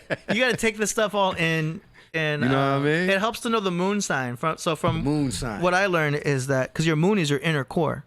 It's like so you don't need to really know what time I was born. Well, mean nothing. So the rising sign is your outer crust. That's what people see. Oh, they see Rasul. So the AD, the energy people see you Killah Priest is your rising sign. You're gonna project a certain energy. That's your rising. Your personality. So that's why they wanna. Oh man, get out of here. He just Will Smithed you right now. Try to. Damn, where's my sound effects? I had to do the block. You just got Will Smithed. He tried to Will Smith me, but no, he ain't Will. He had to get me up here. Damn. He got the arm, yo. He got the arm. He got the arm right there. He didn't get. He ain't Will Smith me. Where is it? Oh wow! Wow! Yo, that's crazy. Mojito, don't do that. That came out of nowhere. Yeah, he Sorry, mad because I'm sitting. He took over this whole spot actually. Gosh, that's crazy. Mojito, I He will knows. prevail. I'm coming for you. He knows we're live, man. Yeah, he knows it. He knows it. He's totally in tune. Well, he's a Virgo himself. It was a Virgo on Virgo attack. Virgo on Virgo attack. Yeah. That's a Virgo on Virgo. That's a potent mix. I mean, man, that's two perfectionists. Yeah, I know. I see it at the club though, man. Like I've had plenty of experience with working at a club and then knowing signs and calling out signs. I'd be like, yo, you a Taurus, huh? And they'd be like, yeah, how'd you know that? I'd be like, yo, I could tell, I could feel it. See This it. guy, man. This guy. It's crazy. I like it. Yeah, it's interesting. I don't want to do that though. I know. I want to be mysterious about it. It's good. It's good to be mysterious. If I meet a girl and I have intentions, I don't even talk astrology. Just don't even. No, bring it up.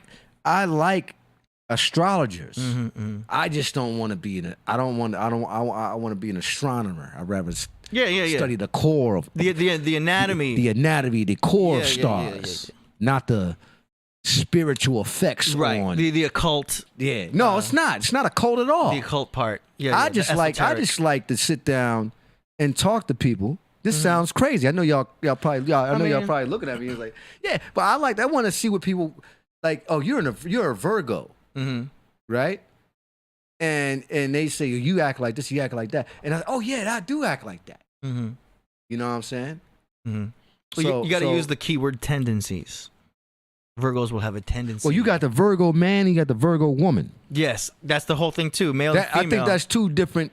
Yes, the male. Two different. The male and female are gonna be really different. Obviously. Who's more hardcore, the male or the female? It depends. Like a female Leo would be ruthless. If a male Virgo gets mad at you or a female Virgo gets mad at you, what would the outcome be like? I mean, look, we could talk about that because, like, females can be ruthless. They're very powerful beings, the divine feminine. You know what I mean? So it just depends. You can't just say, like it's the animal kingdom, like, oh, a lion versus a tiger. You know what I'm saying? Because there's also a Siberian tiger. I think if two Virgos went at it, it'd be all out. It'd be World War III. You don't know because World War III. An astrologer would say, well, you got to look at their Mars because Mars is the way someone attacks. Wow, that's crazy. Yeah, You said so that. they break it down into energy. Don't forget. So Mars, okay. Mars is the way someone. So look, the rising, the god of war. Right. The Mars was the Greek god of war. Am I correct? Exactly. Mars. Yeah. Am I correct? Mm-hmm. That's why Aries, god of war, is ruled by Mars. So like it all connects. Every sign has a planet. You know what I mean? Right. That a ruling planet, I should say. Go on. Keep on building, God. So okay, so. AD like laws in the house. Yo. I'm just, giving you all the basics. This is just the basics. We'll go deeper when Ka gets here. Oh, so no. your rising is your outer crust. That's the energy people see on you. You know what I mean? Your basic personality is going to be your sun sign. You know what I mean? Okay. Now your moon sign is your inner core. That's your emotions. That's the way you feel. You're going to feel a different way. We don't know what your moon is yet. But we'll look it up. No one knows what the moon is. Huh? Yeah, your moon is how you feel on the inside. You know what I'm saying? So that's a whole other sign. Now you don't need to know The time for that. but you gotta know the day. I was born September 2nd.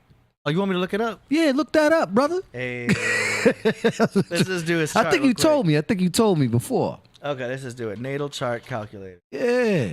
I'm more interested in that. I don't care about the time no more. Now you did, okay. Yeah, we can. I think you told me this before. I'll be forgetting. You know, I'm getting This a is little going to be older. a rough reading. It's a rough reading. Shout out to Coach Ken Daka. Virgos are the only human of the zodiac. Yeah, that is true. And it is a woman. Mm-hmm. A female. Damn, she's right about that. Mm-hmm. Oh, yeah. Coach knows her astrology, too. Yeah. You'd be surprised how many females So are we the only humans? know astrology. The Virgos? Are we here to save the world? We need the Virgos to point out the cracks in the glass. So the Virgos are perfectionists, right? They're the ones that'll notice, oh, you got a crack right there. Oh, you got to clean that up. Cover boy, man, you leaving? There's an obsession kind of there to keep things perfect. Okay, hold on. Demetrius says 80 refused to look up the music of the spheres or a factor. I've seen the music of the spheres. It's interesting. That's cool. Or a factor 9 grid. Okay, we can get into that.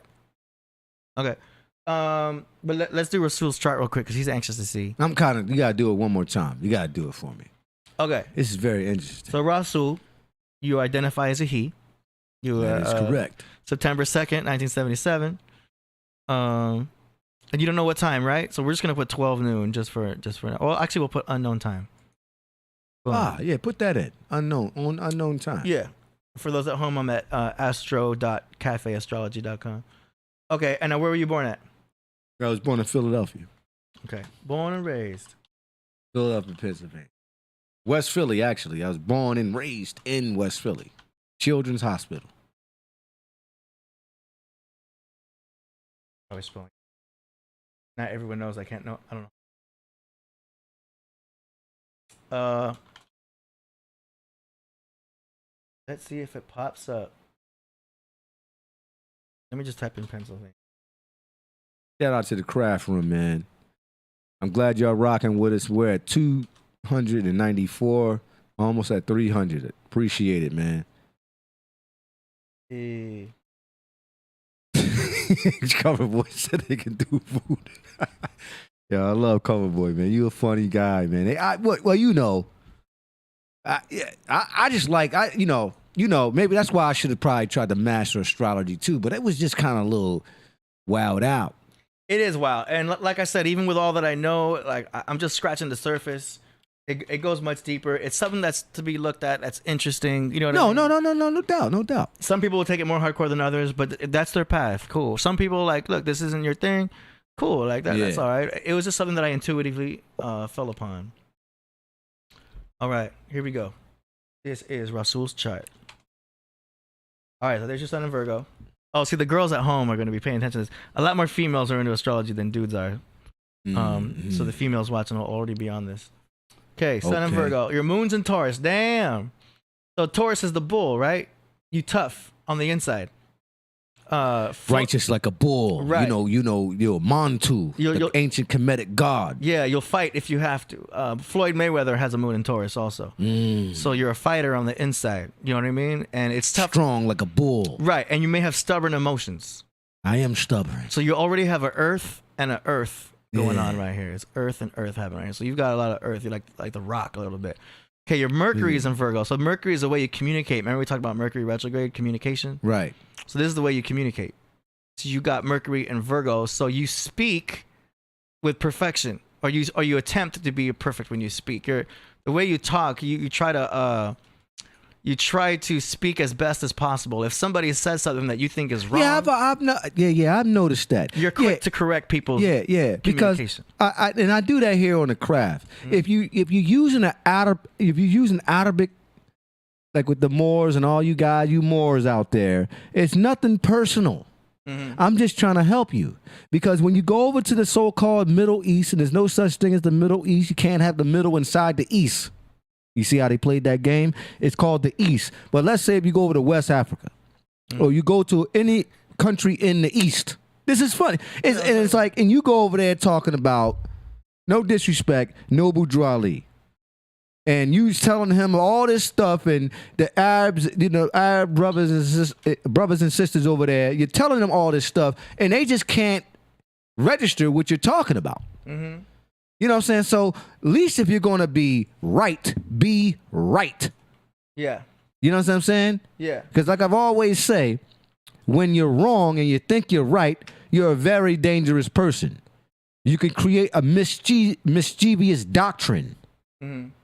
You understand what I mean by that? Mm-hmm. And create all kinds of stuff, and then that's where the pseudoscience comes from. Yeah. At least just be right. And I'm the only reason why I correct people is that I'm actually helping you out. So when you go over there, at least you sound right. You're going to have on a regalia and all that stuff. Mm-hmm. And then you sitting up there saying, oh, this is a fez. And they say, no, brother, this is not a fez. This is a Tartar Bush. But you see how you're a perfectionist when it comes to what people say and speak. That is the perfectionism of Virgo within Mercury, planet of communication. So you're a perfectionist with the communication. Yeah. So that's how it can be analyzed and broken down. Do you know what I mean? I like that. I totally proceed, brother. But Virgo is also very analytical. So you need to be careful for paralysis by analysis. Be careful not to overanalyze something. Do you know what I mean? Yo, man, I ain't gonna lie to all y'all in the craft. I do be overanalyzing shit. Man. And well, don't forget with Mercury, it's gonna be by what somebody communicated. So if someone says the wrong thing to you, you might spend half your day thinking like, yo, why did he say that? Why did he say that? Why did that person communicate that? Because your Virgo analytical is really overanalyzing what's been communicated. Word. But it also makes you perfectionist. So what about, hold on. I got one for you. Yeah. What about, what about, what was I about to say? All right, it is retrograde. It is retrograde. Saturday. Damn, I lost my thought. Yeah. I was reading something what somebody was saying, man. Mm-hmm. Threw me off a little bit. Another thing too. I gotta stay out of it. The chat room. Because somebody was saying something. The chat room might get to you more because you got your Mercury in. Oh yes. In Virgo. In Virgo. Yeah. So I'm like a Virgo. Yeah, which is good. So with Virgo being a perfectionist, you might be very cautious about what you rap about because you're a lyricist yourself. So your Virgo Mercury is going to show in your lyrics. You'll be very precise, and you'll probably articulate. You do articulate a lot in your raps. Yeah, like, you don't mumble. No. I try to get people to. You're well spoken. Yeah, I try to.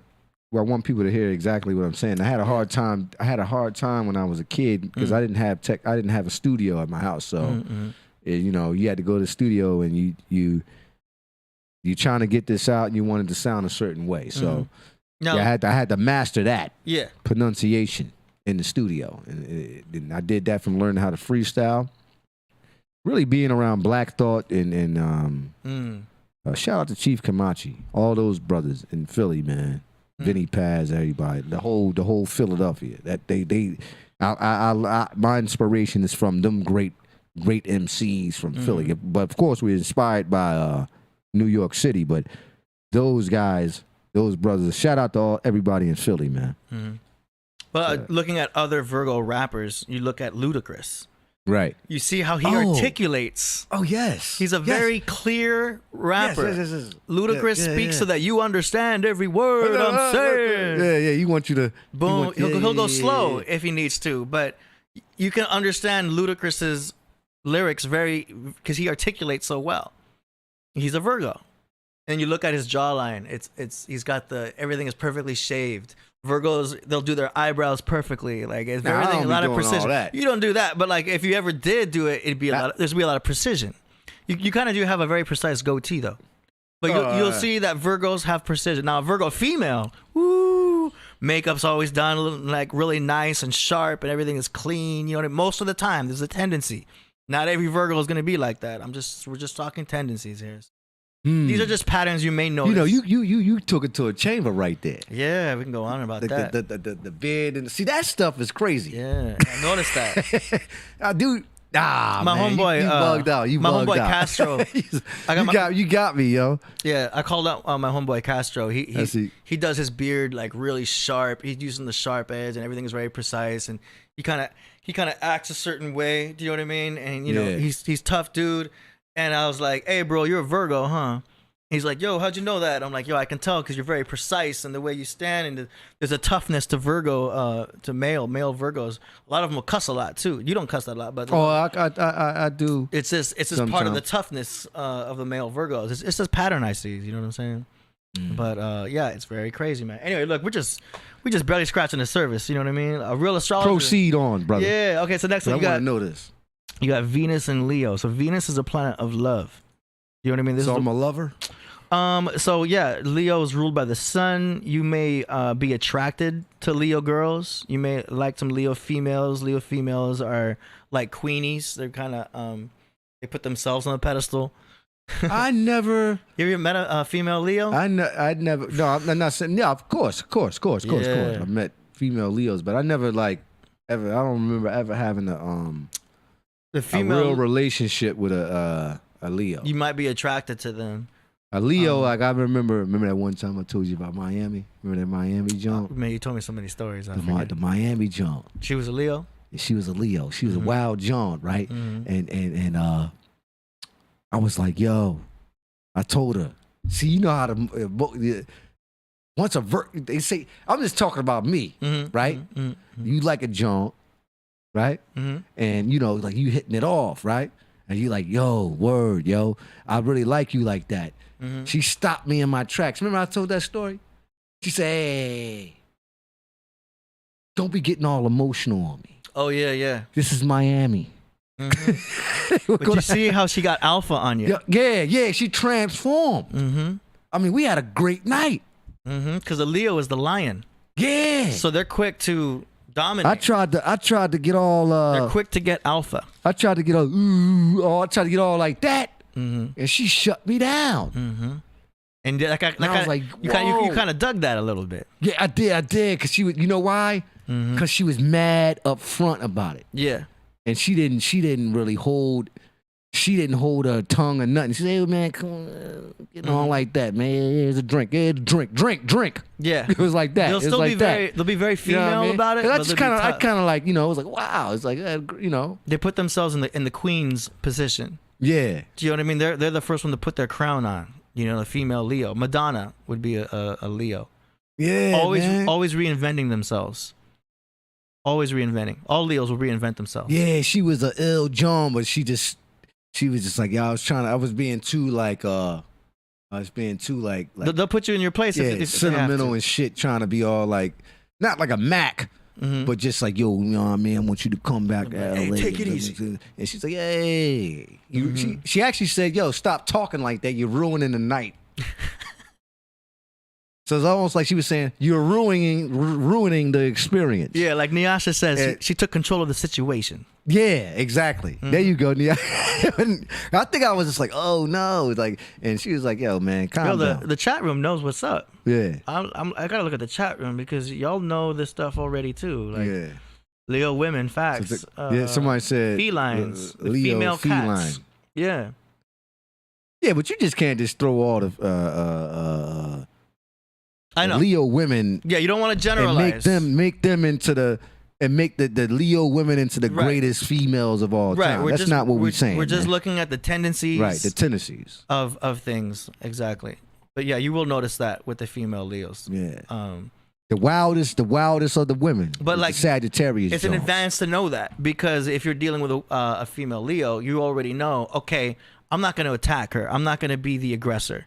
You already know she's the aggressor. Indeed. So you set yourself up to be attacked. You set yourself up to allow her to be the aggressor. Do you know what I mean? Right. A lot of dudes will mess up with this basic thing because they'll think that the same game works on every female.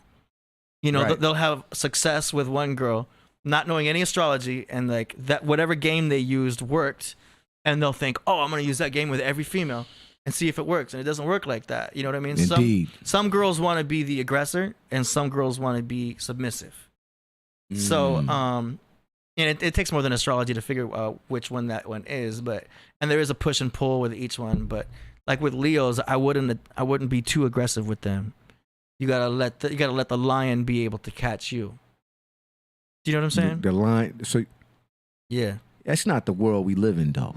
I'm just saying, this is some nuance. The women is out there. We got to catch. Yes, but we got to catch them. A tough Leo will come and get you. Oh, word? Yeah, that's true. That's true. It's the same with the Aries female. That's true. Aries females are the same. Because Hafiza came to get me. That's my last relationship, and she came for me. Okay, what sign was she? She was. Forget. Okay, you gotta find that out. Wasn't she the Aquarius? Was she an Aquarius? So we're looking at fire though. So like Leo's fire, Aries is fire. I can't remember. Sagittarius is fire, and you'll notice that they are able to be the aggressors a lot more easily than like a Pisces female would be. Do you know what I mean? Of course, you gotta look at the whole chart. We're just looking at just sun sign energy here. The moon sign could change everything with that, but yeah. So I had an Aries girl that approached me, and she's like, "Yo, I want to hang out with you," and I was like, "Oh, okay, yeah, let's do it." You know what I mean? And we started hanging out, and she's like, "You're my new boyfriend." I was like, "Yo, okay, this girl's running the show." Right. And she was gorgeous, so I was already like, "Hell yeah, I'm down. Hey, whatever you say." It wasn't until I learned astrology later that I realized, yo, that girl was an Aries, and she was. So the Aries, they consider themselves like they're number one. We're number one in the relationship because they're the beginning of the zodiac. They're the beginning of spring. When you start spring, all right, you're an Aries, the Lamb of God. The Lamb, huh? Yeah. Ain't too many Aries I know that ain't lambs. Aries are Aries girls are Wonder Woman. Wonder Woman. The idea of Wonder Woman, the way she stands. That's Aries. That is like a good example. Y'all hear that? Of Y'all Aries. hear that? Yeah. Okay. Strong women. Wonder Woman. Okay. Strong women. Okay. We're gonna take a pause on this real quick because we got Killah Priest in the Zoom, and I'm letting him in right now. Nice. So I think he's still setting up. Give me a second. But yo, this is interesting though, right? You know what I'm saying? Yeah. The beard kind of. It's cool to go into it. The beard though, the beard. But this is why you'll notice females are really into the astrology stuff because, women are more naturally intuitive than us guys are. Well, do they use it though? I mean, are they using it to try to get a guy and all that stuff? Not get a guy, but they'll see their patterns. There he is. Peace. Hey. Yes. In the flesh. Okay, he's getting his. Yeah. What's going on, Priest? Sorry, I hope I didn't have you waiting back there too long. Yeah, you had me waiting. Shit. My bad. We were going in on some things. Oh, yeah, going in? Yeah. Oh, okay. Well, just fill me right in, man. What's up to the Podcraft? Shout out to Sewell. I see you right there. Yeah. Sitting in your king's chair, your throne. Indeed. The God's chair, man. God's chair. Good. I see AD yet. Hey, yep. Well, I mean, I'm in the background because you watching the Zoom camera. Oh, that's real creepy. I'm in the background. Shout out. Give him a bomb for creepiness. Oh shit! Yeah, there you go. Can you hear the bombs? Yeah, I heard the bomb. Yeah. Would you work? Is it good, daytime up there, right? Nah, it's actually it's 4 a.m. Oh. Damn. I'm already in the next day, bro. Oh, shit. 4 a.m. Yeah. It's wow. The 15th. It's the 15th. So we just finished the studio work. Let y'all see the studio. Ooh. Man, that look crazy right there. Shut everything down. Oh, when I get back, so I'm gonna tell everybody, get your orders in now. Oh. Wax. These gonna be a limited edition like before.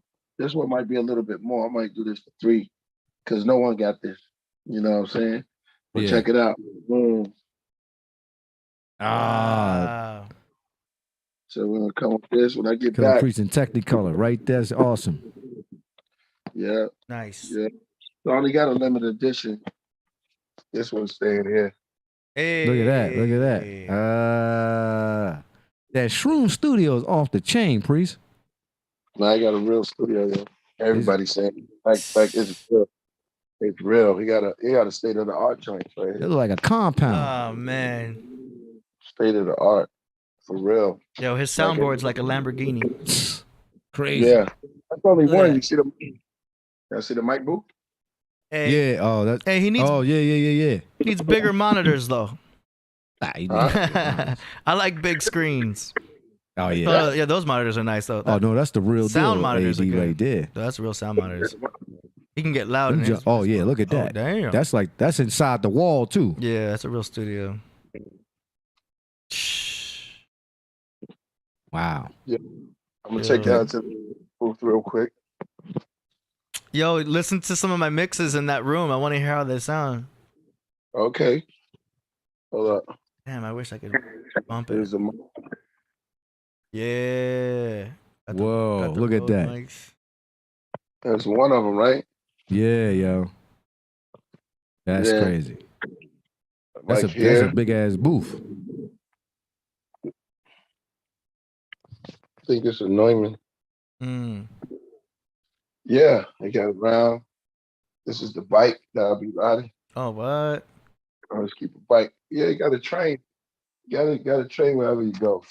Man, you are in Shroom Studio. That is bomb. Look at that. That's a piano right there. Yeah. Hey, the original. Original taste. It says delicious too. Refreshing. Pepsi up here. That's for the extra energy. Check it out. It's an extra room. Oh, nice. You can't see nothing in there. Right? Yeah, man. That's it. That's it, man. Nice. Yeah, that looks state of the art. State of the art right there. So y'all making some tracks? Is he showing you some new beats out there? Yeah, we recorded, man. We recorded. Jordan came through. Yeah, joint. Nice. Jordan River. We've been in here recording. He just left. Shroom just left. So, I stay here. I didn't go to the Airbnb. I just stayed to the studio. Yeah, might as well. Nice. Yeah. Yeah, studio's where I live. Yeah.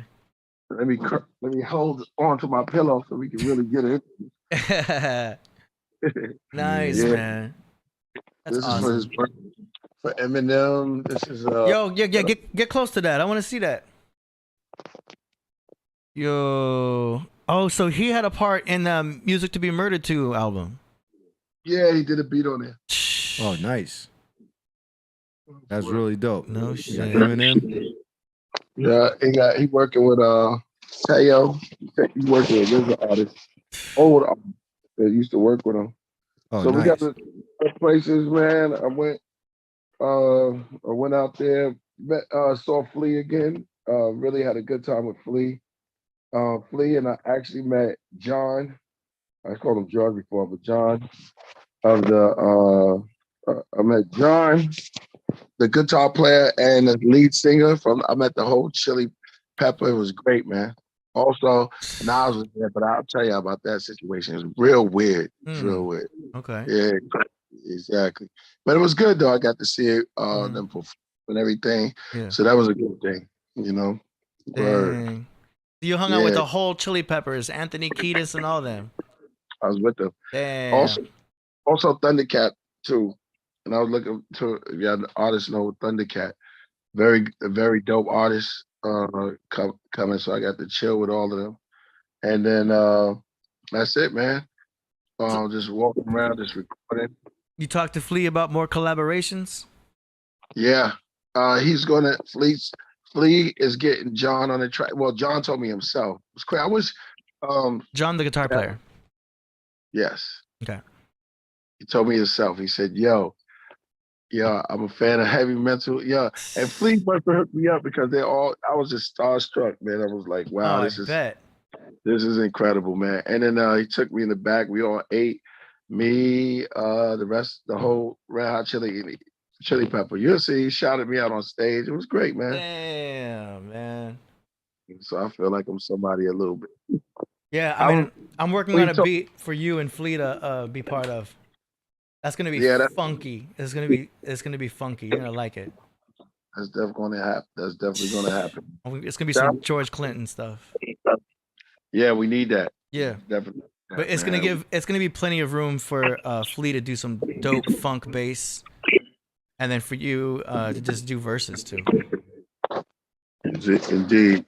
Is it better this way? Say what? Is it better this way? Horizontal is always better. Always do horizontal. There you go. And then I can adjust on this side. Yeah, it's a Indeed. the square ratio. Yeah, man. What you guys talking about, man? I heard something about relationship. Man, yeah. Okay, so we started off talking about like something Star Wars, and then we started talking about the Egyptian pyramids and the chambers. Of course. And Sewell was getting in on that, and then we kind of got into astrology, and we were doing Sewell's chart. Yeah, you did you did a reevaluation of my chart. Yeah, this is a little minor reading, but I told him that we're gonna get more into it when Ka Zodiac comes on the show. Why is he not on here? Well, we want to wait till you get here. Yeah, make it an awesome build, man. Yeah, you gotta have you here, priest. Plus, Ka just hit me back literally yesterday. So you're coming back next week, right? Maybe sooner. Oh shit. Okay. Who knows? Who knows where? Well, whatever happens, once you get back, we'll call Ka, and then we'll have him on the show and just let him loose. You know what I mean? Now what's going on with these zodiac signs and these relationships? Oh, we were just talking about compatibilities and stuff like that, because Sue likes to talk about the relationships and stuff. Yeah, and you know females. I told Sue already. I already said the part. We already talked about that. Yeah. There's a lot of information that's out there. It's just so crazy now that because the way that society is kind of hard for certain people to get into a relationship because it's like a detachment. You know what I mean? A detachment between male and female. Everybody wants to have fun, and it's very and I'm not knocking it, but I'm just saying it's ruined the relationship part. Just holding hands. No one holds hands no more. Those things are connections that before computers came in, that we held hands. That's a communication signal. And I'm not talking about guys and just women just holding. I'm talking about a relationship holding hands. Looking a person in the eye. No one does that because everyone's is scared to be straight up and real with each other because all this other stuff. So it's a kind of like a knot in the relationship information. You know what I'm saying? And these signals going, it's just like a relationship is like eating food, like connecting with your food. Yeah. Certain foods that you eat and it makes you lose weight. It connects with your cells.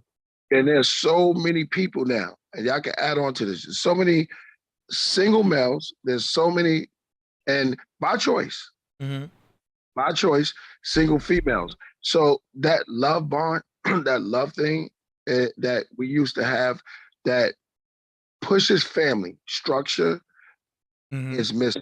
Is missing because there's no communication with the women, and there's like an overload of over sexualized. Ladies, you gotta understand something. If you and this is for us too, but we have to kind of like take baby steps with things just to get to know each other, man. It's hard right now, Yeah. Just get into a relationship, having a conversation. When last time when you go and talk to a girl, I'm talking to Rasul, when you say hi to a chick, you know what I'm saying? When the last time out and how yes. I think I do that all the time. I think I'm a polite person, man. I hold the door for people when I walk out. I talk to Miss Rodriguez that she's a cleaning lady at the department. I always speak to everyone. I was taught to be like that when I was younger, but it seems as though when you just speak to a black woman, they automatically think that you're trying to get their number or something. It's just a weird vibration. They have their guard up. Yeah, it's not like that. I might just say, "Hey, how you doing?" You know what I'm saying? Heavily, right? Go ahead, continue. I'm gonna come in. And that you pointing that out, holding, getting to know the person and all that. That's all been thrown out of the window, man. And I think that's what the problem is. Over sexualization. When you walk outside, it's everywhere. It's on your phone. It's on the billboard. It's everywhere. You really can't. It's too much based off sex and the way you look. You're not really getting a feel of who that individual is. You know what I mean? That's why a lot of relationships be messed up.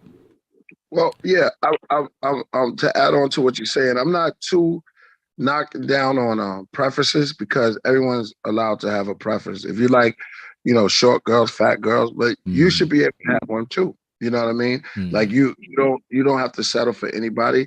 There's all type of things of fat shaming. There's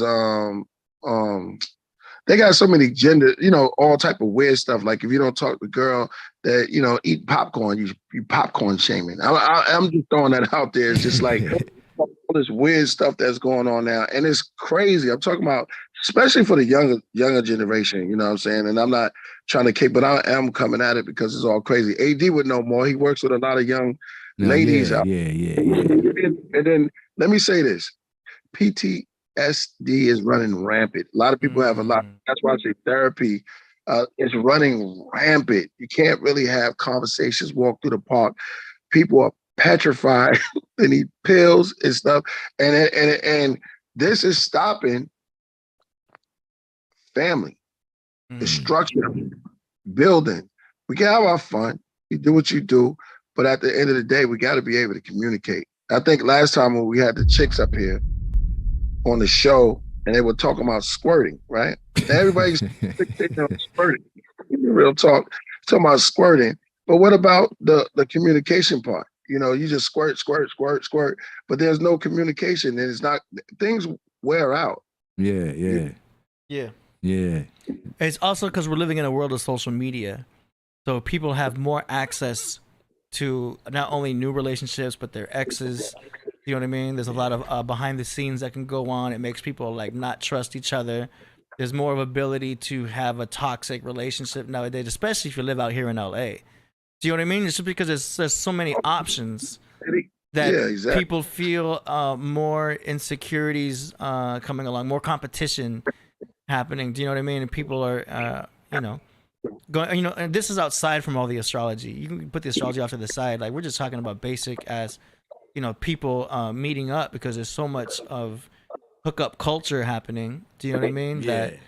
And then what happens is the females will get to that point where like, they want to have, because that's biological for a woman to obviously want to have children, but it's not so biological for men.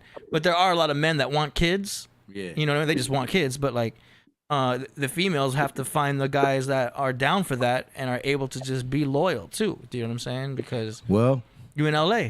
Yeah, that's true. Well, unfortunately, LA is like, is kind of hard for that situation, dating or whatever you want to call that. But I do believe that the media plays a lot into, and the social system plays a lot into, like what Priest was just saying, like, it's not about, getting together and really getting to know each other. It's like you gotta look a certain way. Mm-hmm. You gotta have a certain amount of money. You gotta have tattoos right here. You gotta have a tattoo, crosshair, or not even there, KP. You gotta have on your arm. You gotta look a certain way. Yeah. You know what I'm saying? You gotta have a criminal record. Well, some of these girls, or look like a criminal, look like a criminal. Yeah, some of these girls, or look like you're intimidated. They want a gentleman that looks like a criminal. Yeah, they don't want the carpenter guy. No, the generation. Well, then later on in life, you regret those things because it doesn't last that long, and then it's some type of energy. We have to know that everything is vibration off of energy. We have to connect, just like what Inky said last time when he was talking about his baby Miles, but connection, very important, connection. And we lost that connection. Pornhub is off the meat rack. Pornhub, and they got a couple of more. And people are leaving each other more and becoming more a part of this gender. It's a gender war now. It's not even about race, it's gender, man. It's like, it's crazy. And you can pull up statistics. There's so many crazy things that's going on right now. And women, a lot of majority, I'm gonna say this, let me get up close. A lot of women hate men. You know what I'm saying? And it's bad. And some of it is the male fault and some of it is their fault, it's the way they think. And then they need to get together and start communicating, because the more they separate from each other, they don't have conversations, the more they won't understand each other. And I think that's bringing us into a wild, like circling the drain type of vibration, Yeah. Like, down. And just like I said, AD works with these young chicks, and they're out there, but do we really want to conversate with them? Because the conversations are not even good. You know what I mean? Some may find some of them, but then and again, like you said, they need that criminal record. They need that blood fest. They need that gunshot. Oh my God. For a lot of them, when they're younger and they're more immature, it's just they're wanting the sense of adventure, and it's also their misinterpretation of an alpha male. Right. Do you know what I'm saying? Because like part of them feels like, oh, this guy's gonna protect me. Well, these women like the institutionalized guys. The men that they think, like you said, I'm glad you said alpha male, right? Yeah. They have a misconception of the alpha male because to them in our community, especially in the black community, the guy who gets arrested, like Priest was just saying, tattoos and that's the alpha male. No, that's not an alpha male. It's an idiot. It's an idiot. Because they're not going to be around. You know what I'm saying? And being locked up is being away from your family. You don't care. You're not around the soft touches and the soft clutches of a female. You know what I'm saying? Being embraced by a woman, everything is masculine. Now they're calling it toxic masculinity because the women don't find the men at. You know what I'm saying? The men who really want to, this is like Kevin Samuels, but we got to understand it's because the way we are that birth an evolution of people like Kevin Samuels, and more is coming because we're flying further apart. So evolution has it that you have Jesse Lee Peterson, old men, and you're going to have somebody iller than Kevin Samuels coming, and they're going to put the world in check because we are out of order. Yeah. Man, it's wild. But the conversation is important. I think that's good that you're bringing it up because one of the great things about Kevin Samuels was that the conversation was happening at all. There weren't that many Kevin Samuels that were even having this type of topic, and a lot of people are into this topic obviously because everyone's either wanted to be in a relationship, was in a relationship, had problems with a relationship, but the conversation helps. You know what I mean? And I think that's good that you're even talking about it at all. So that this could be a segment for a future Killah Priest podcast. Yeah, I got to give both of y'all a bomb for that. Hey, the conversation is important. The conversation is very important.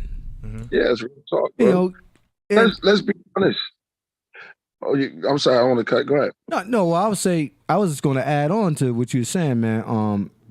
Yeah, Priest, you're a great conversationalist. I've been able to be around you to examine you and just see how you just deal with people in general. Man, your conversation is impeccable, brother. I mean, you changed lives. Look at me, Hellraiser. All of us. We still talk to you. Yo, man, I talked to Priest the other day. So you say, man, yeah, I said that to AD earlier. I talked to Priest. He's doing good. He always is a great conversationalist that gets you, or individual who can give you information to take with you for the rest of your life. You know what I mean? Isn't that what it's about? Isn't that we have two ears and one mouth? We have forgot how to communicate with each other. Like I said, how was your day? Those little things like, how was your day? We don't even say no more because everybody got their face down in the phone looking at Instagram with their face lit up, the black mirror like we talked about before, and we're going to talk about that black mirror. When you cut off your phone, it's a black mirror, which is a portal. You know what I'm saying? It's a portal into the future when you don't even know what to deal with right in front of you. And these things are real. And I think real friendship and real people communicating with each other is history now. So when we do it, it's like ancient and it's like something nobody ever seen before. But actually, it's what we're just giving up the tools we were giving, which is the voice, sound, and listening to each other, confident voice. Yeah. And building. That's what building was about. You're talking about creating real connection. Yeah. And the problem with people who are in hookup culture is that they only know how to spit game. They only know how to be like, yo, what's up, baby? Great. Like already going into the sexual world without being like, yo, relax, fool. Like talk to this girl like a human first. Exactly. You can spit game later. You're not at the club. You know what I mean? If you're just talking to her, she's at home. You're on your couch. You don't got to be always spitting game at her. You're gonna mess yourself up. Yeah. You could surprise a girl by asking her how her day was. She could be like, damn, you really want to know? You know what I mean? If you like a girl, ask her how her day is, and she'll look at you differently because you're like, wow, you actually care? Because it's not very common. Right. You know what I mean? No. They want to Cash don't. Yeah. And girls will already have the defenses up, like, you just trying to smash. You just trying to smash. I already know. Yeah. Like, what you mean, hi? You trying to smash? You know what I mean? Their defenses are up because Society has created that. yes, because they're always being attacked. They're always, you know what I mean? So like, if you come off cool, like, hey, put girls in the friend zone first, because first you don't even know if you like this girl yet. Well, you know, I think that a lot of people don't know how to be themselves. That's true too. You know, and I'm one individual that, you know, if you get with me, I'm talking about all the women out there, you know, you know, what you see is what you get. You know, after the third time you talk to me, he's like, okay. Rasul, he's really on one. He's like, this guy, all right. He's like, either you gonna be like, okay, or no, you know what, Rasul is a little too much. But yeah, I think that you have to be yourself. You know what I'm saying? And when you be yourself, that a lot of times a woman is like, you know what, I like this guy.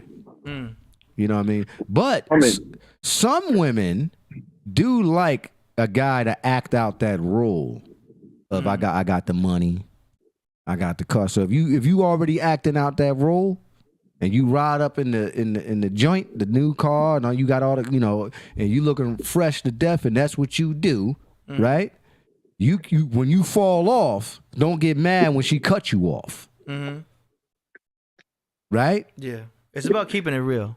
Right. But you have to know how to keep it real. Yeah, because a lot of the times, right, the guy who bees who's himself, she still got that guy number in his pocket in her phone.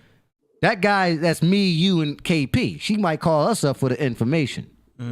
But she going out with the guy with the, you know, he's taking her to the dinners and all that. But once you fall off, brother, you was just a pawn on her chessboard.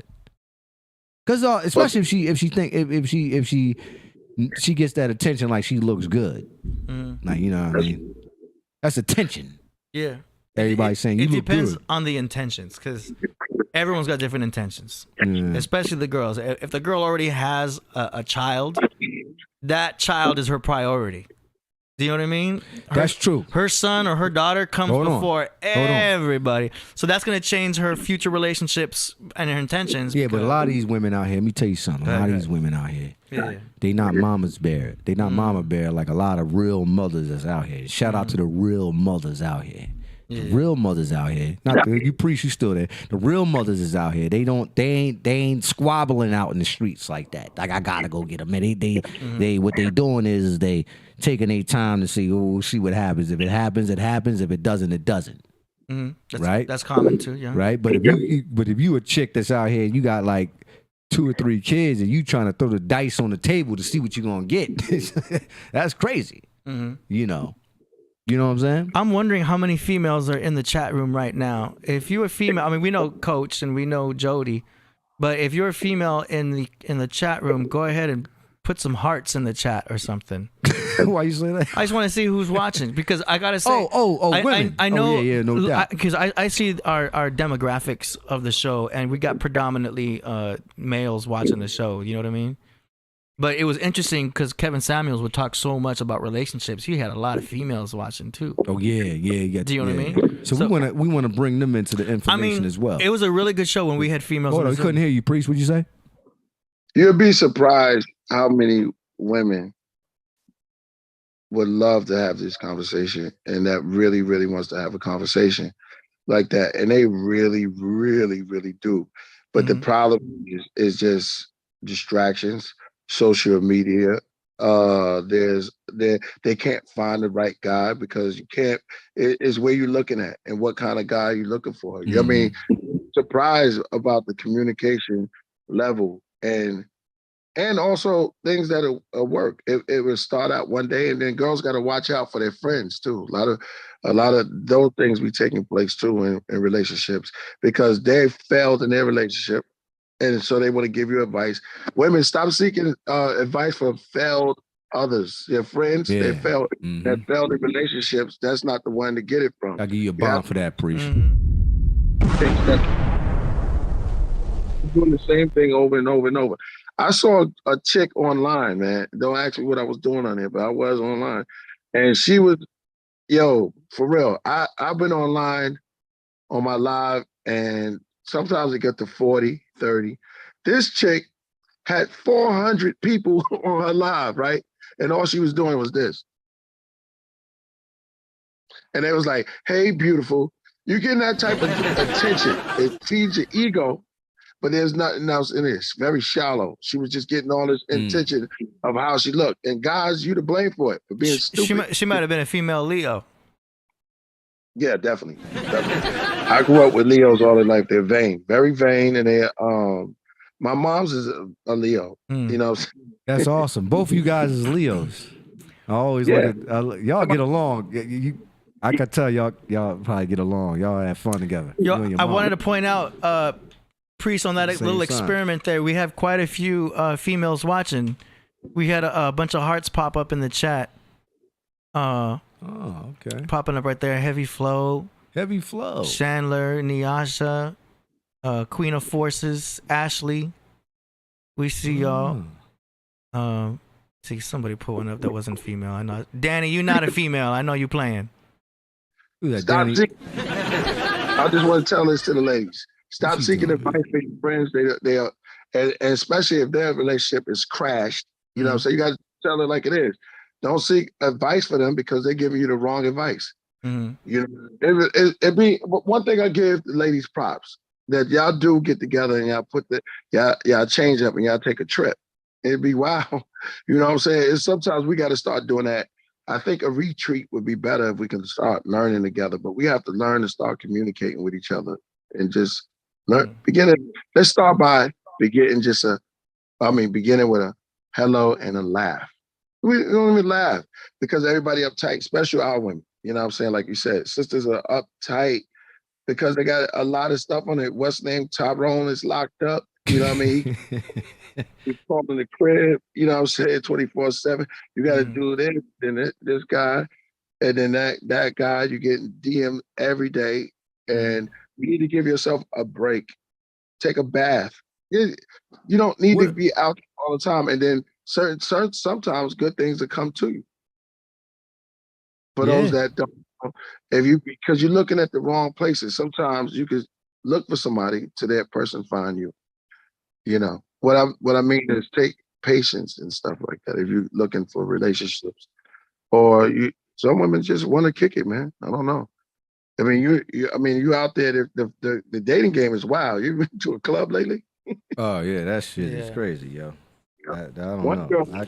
Listen. Yeah, it's man. That's why I sometimes say the astrology helps because you get a little bit of an idea of what you're working with. You know what I mean?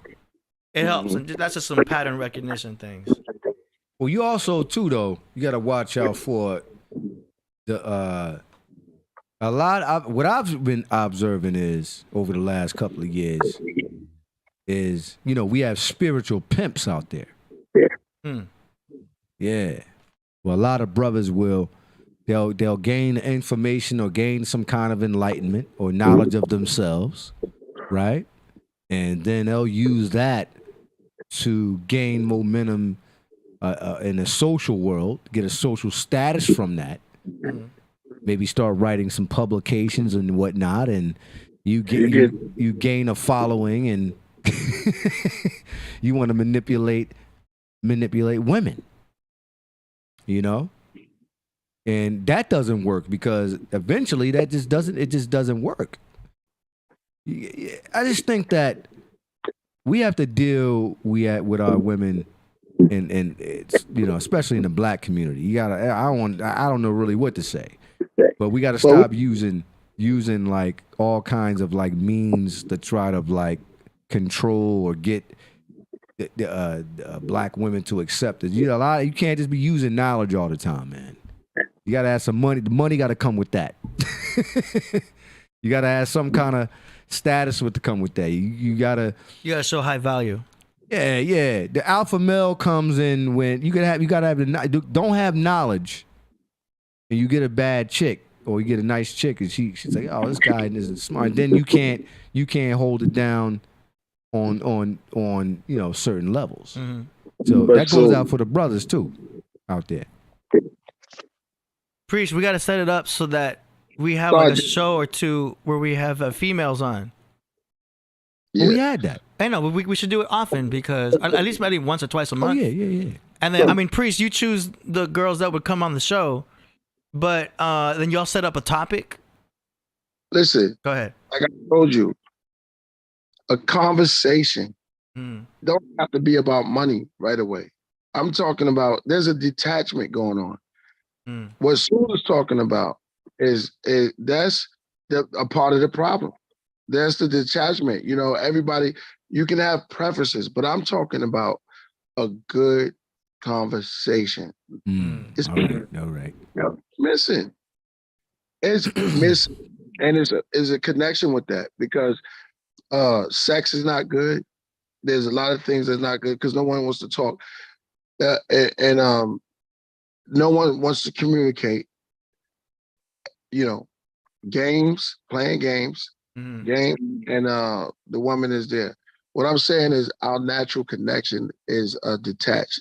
Trying to get back to that is a task. It's getting out of hand. You know, Inky showed a picture of a girl in a prom dress with an AK-47. You know what I'm saying? That's the situation, yo. It's real. Okay. That's true, though. Girls with tattoos, man. Girls with tattoos. The girl like this. That's somebody's type, though. To somebody that's their type. You know what I mean?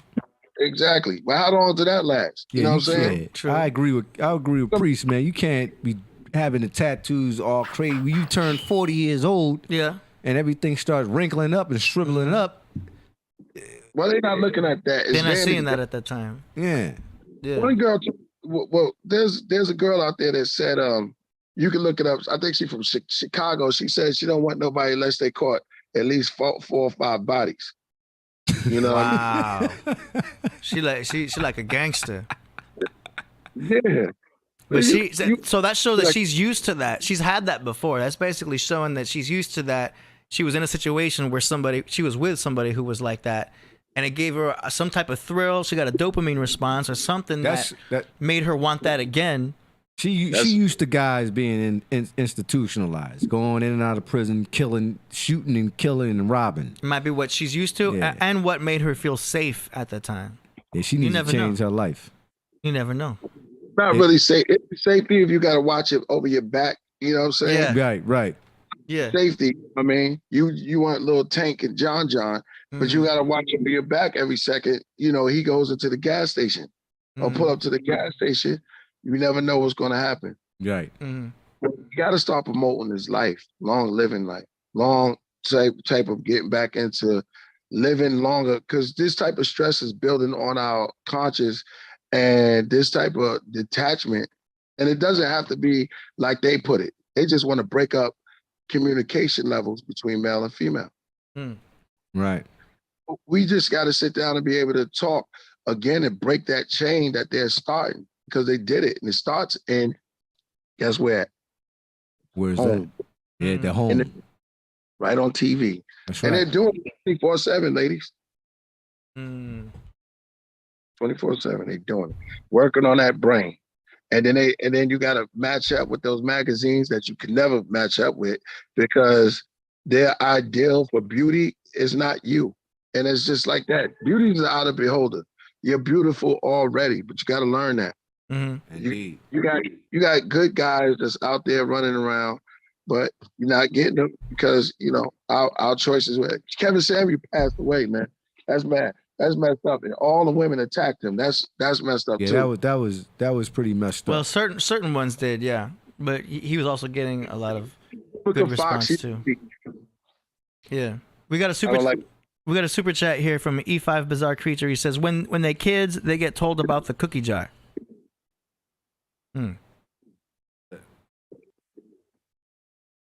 Yeah, I don't. That was over my head. Yeah. All right. That's it. That's what he said. But okay. Yeah, I mean, what do the ladies say? Well, the ladies are kind of listening right now, looking at the chat. You know, but you're talking about conversations, so that's basically what the dating process is. Because when you go on a date, you're basically in an interview process. Yeah, that's what it is. Don't you agree? Yeah, our dates were set up by the corporations. They don't do dates. They don't do all of that. You know what I'm saying? When the last time you saw somebody on a date? Let's think about that. I don't even think that they really, you know, it's when you that's go. Just a cliche, you go right? Out, you know, it's a cliche. Yeah, if you take a girl to a movie, it's not a real date because you're sitting there and then your mind goes into alpha mode and you're watching a movie. You're not talking to each other. Right. You shouldn't take no girl to the movie. Yeah, that's if you already are together. Right. But if you actually trying to get to know each other, you gotta like have a conversation, like Pre saying. Yeah. Yeah. You know. Look at the status. We don't be pulling up the status and the percentage of all of this type of stuff. But I heard somewhere that a date was not real and that it was started like in the 50s, that they call it cult. I mean, y'all could look it up or whatever on your other time. But I heard that dating was set up from, because you like somebody, you like them, you know it, they know it. Yeah. And it's an attachment right there. But when the last time you had that feeling, you know what I'm saying? Yeah. Yeah, you're right. It's like an interview process, and it just depends on the intentions of each person. Yeah, and if that individual actually wants to tolerate you or spend time with you, but that goes into the conversation, like you said. Are there a lot of spiritual women out there? Yeah, there's a lot of spiritual women. I kind of wonder about that. There's all kinds of everybody everywhere. That's what I've noticed. I see a lot of these spiritual women online, right? And I'll be peeping them out, peeping their style. But it's kind of like they're in their own little realm. Like, you know what I'm saying? Like they're not, like, you know, they're their own like healers, and you would think that you would see them with their husband or whatever, right? You don't see none of that. Are they being faked out by the fake positive brothers, the fake are they being used? I think they might be looking for that. I be thinking some of them kind of sisters, man, you know, sometimes you gotta just feel the person out. Just because if he walks in, he doesn't have to have all the red, black, and green on. He doesn't have to wear a unk chain and, you know, all this stuff. You got, like you just said, KP, you got to talk to the brother, see where his head at, see where his intelligence level, ask him the right questions. People don't know how to ask questions. If you notice that, you talk to people, they don't even know how to ask you the right questions. You know what I'm saying? And if you ask them a question, they feel like it's an interview. Why is he asking that? Well, man, I'm just trying to get to know you. You know what I'm saying? But you know, you're right about that. It's just these people don't even know how to get to know the next individual. Coach Kandaka says, I much rather build with somebody versus him spending money on a date. Like, who are you? How do you think, etc. There you go. Shout out to Coach. Yeah. Because with a bomb conversation, and then, you know, she might have problems that she want to open up, and you might have problems you don't want to open up. But there's no therapy. See, therapy used to be amongst a couple, because you could know certain things about that person, and they know certain things about you. Y'all share a bond. You don't get it out, but everybody's single. You know what I'm saying? Everybody's single, ready to mingle. You can't really express it to anybody. And then the individual will be having friends that they really kick it to, and there's no secret bond. You know what I'm saying? Like it was before. That's been broken. It's done. Okay. So now we dealing with it's all-out warfare. I hate to use that word, but it's like an all-out crazy, you know, spinning thing. But let me say this. There is hope. There is love out there. There is somebody for somebody. And there are conversations out there. It's just that we don't want to. We don't want to. for people that want them, you got to go for it. It's missing, but it's there. Get what I'm saying? Mm-hmm. Indeed. And especially, and let me say this, especially in these times that we're in, it's crazy right now. If you don't be in a couple or relationship, I met a girl that told me she wanted to be by herself because it's real. You know what I'm saying? It's real out here. Mm-hmm. Then you got something, but you need the comfort. At some point, we gotta start realizing that a lot of people are being knocked off, going to jail. It's real. Going to jail. It is the way that things are going now. It's like it is very hard for people to meet each other because because of the status of what's going on out there now. That's what it is. That's just what it is. It's not hunky-dory. It's not like you're gonna meet a girl. Yeah, you gotta break through that layer, that hard layer of just packed on dudes that she was talking with that flipped her around and made her crazy. You gotta go through those layers, man. Yeah. And it simps. Dudes, you just go through everything. Yeah, I mean, it's a crazy situation. Hopefully the younger generation will be able to overcome all that. You know what I mean? Yeah, we can hope for it, but it's going to hell. Yeah, it's going to hell. I agree. Until we wake up as people and be people again. Start asking, how was your day?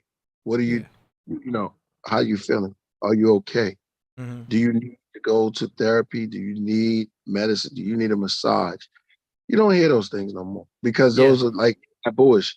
But you will hear, let me suck you. You know what I'm saying? Let me go down. That's the first thing. They don't even kiss no more. You know what I'm saying? So you will hear something crazy. That's kind of bugged out. Yeah, cat. Man, motherfuckers don't even like to kiss. You just got to go all the way in. Mm-hmm. There's no, out the door. First of all, the teeth already out. You know what I'm saying? When you meet the chick, everything's nothing, and not to be distasteful, but it is what it is. Mm-hmm. It is what it is. It's like they're rather.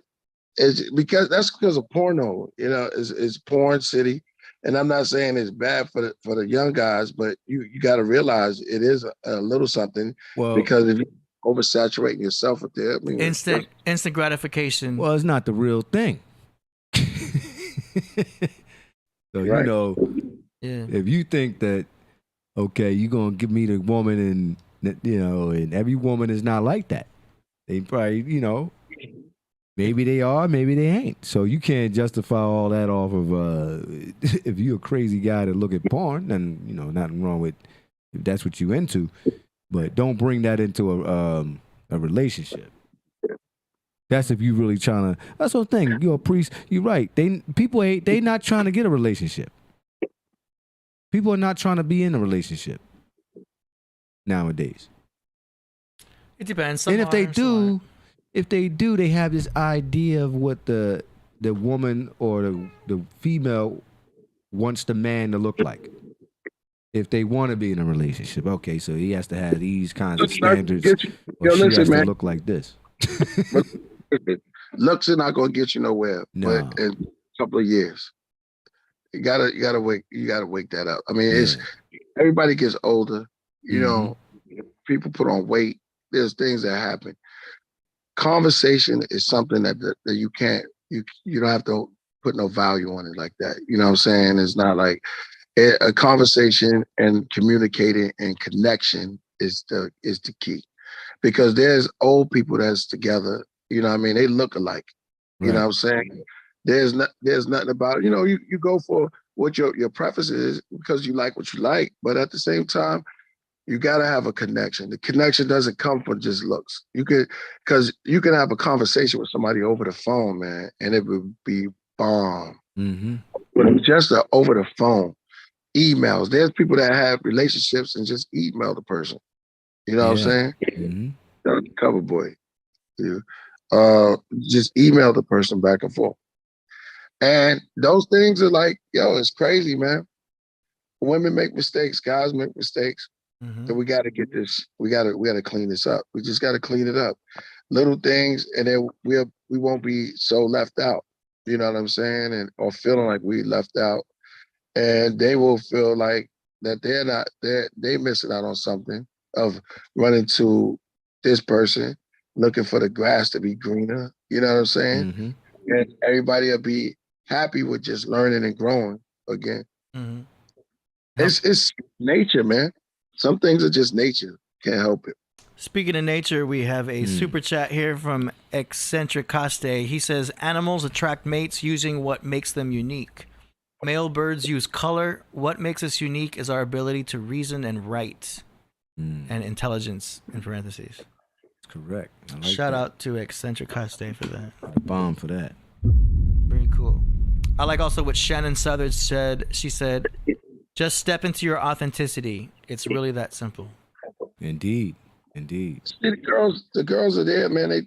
They're trying to communicate, let you know what they want. You know what I'm saying? They let us know what we want. But this time we finally get a chance to slow down and hear what they want. She said, just be authentic. That's all she wanted. And if we kind of apply that, you'll get the one you want.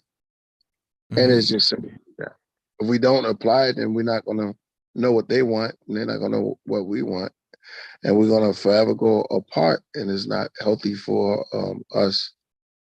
You know, certain things we just have to exchange energy with each other. We have to have something. Yeah. We all have to know what we want, too, because people get lost out there dating. They don't even know what they want, what their intentions are, what they want to do. You definitely gotta know. You definitely gotta know. She be dildos and all. Oh, that's crazy. I mean, yeah. I think that you're right. You definitely gotta know what you want. When you know what you want, you have to express that to that other individual. Hopefully, y'all could come together and make the magic happen. You know. Well, become magic yourself. Yeah. You are me. There you go. I like that. Yeah. And you'll attract the individuals. Yeah. Because we all magic. And the thing is, we've been taught low self-esteem and not to really believe in ourselves. And we got to reverse the thinking process of even bagging each other and getting with each other. You know what I'm saying? I'm just going into a surgery where it hurts at, where we suffering at. We have to go in those things and we have to start talking about it. The reason why we're split up because we don't have no bond. Everybody's uptight, loosen up, and we've been taught the wrong way. Once we reverse that, then we can find what true love is. We don't understand what true love is because what we basing life on, flash. You know what I'm saying? Get quick, get fast. And you're never going to beat a man when it comes to that point. And men, they don't have to beat you because you'll beat yourself. So you have to learn, we have to gradually get ourselves back. And it takes time to get ourselves back and grow into the men that the women want. And the women have to identify to what they need and what they want. They have to be able to communicate all these things. And process. I'm not saying nothing that we should have been saying with each other for a very long time, but the disconnection had happened.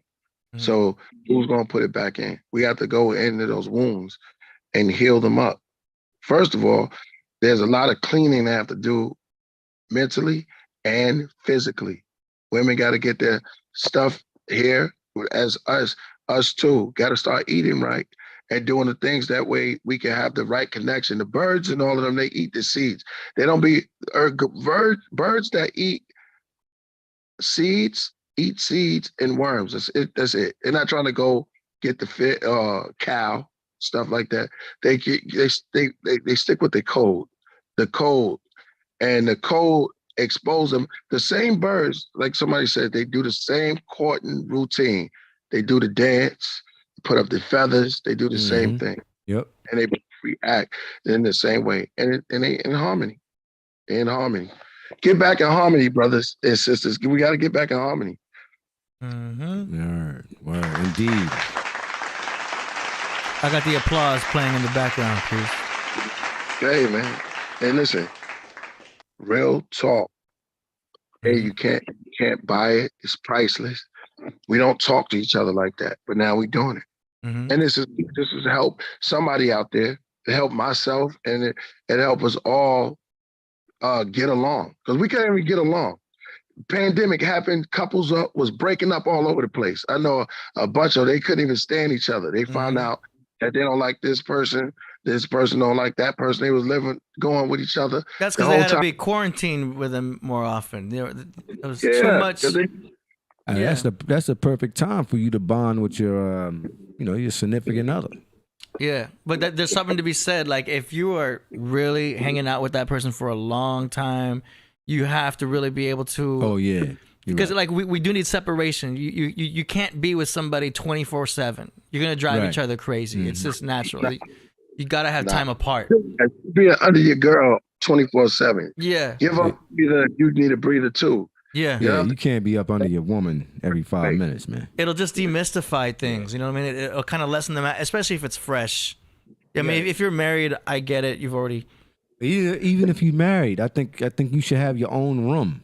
Wow. Or something, yo. Yeah. You can't. If you married to a woman, yo, you should have your own own offices.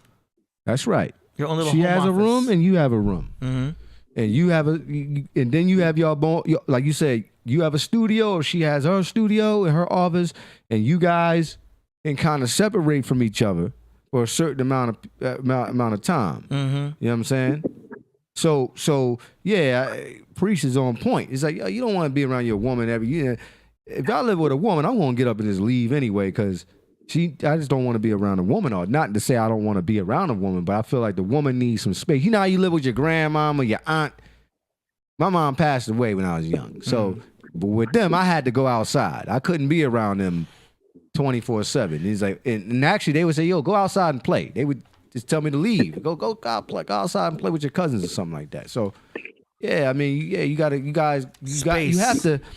to separate. You guys have to separate to a point to have room to breathe. Yeah, room to breathe, and you know what I mean. Yeah.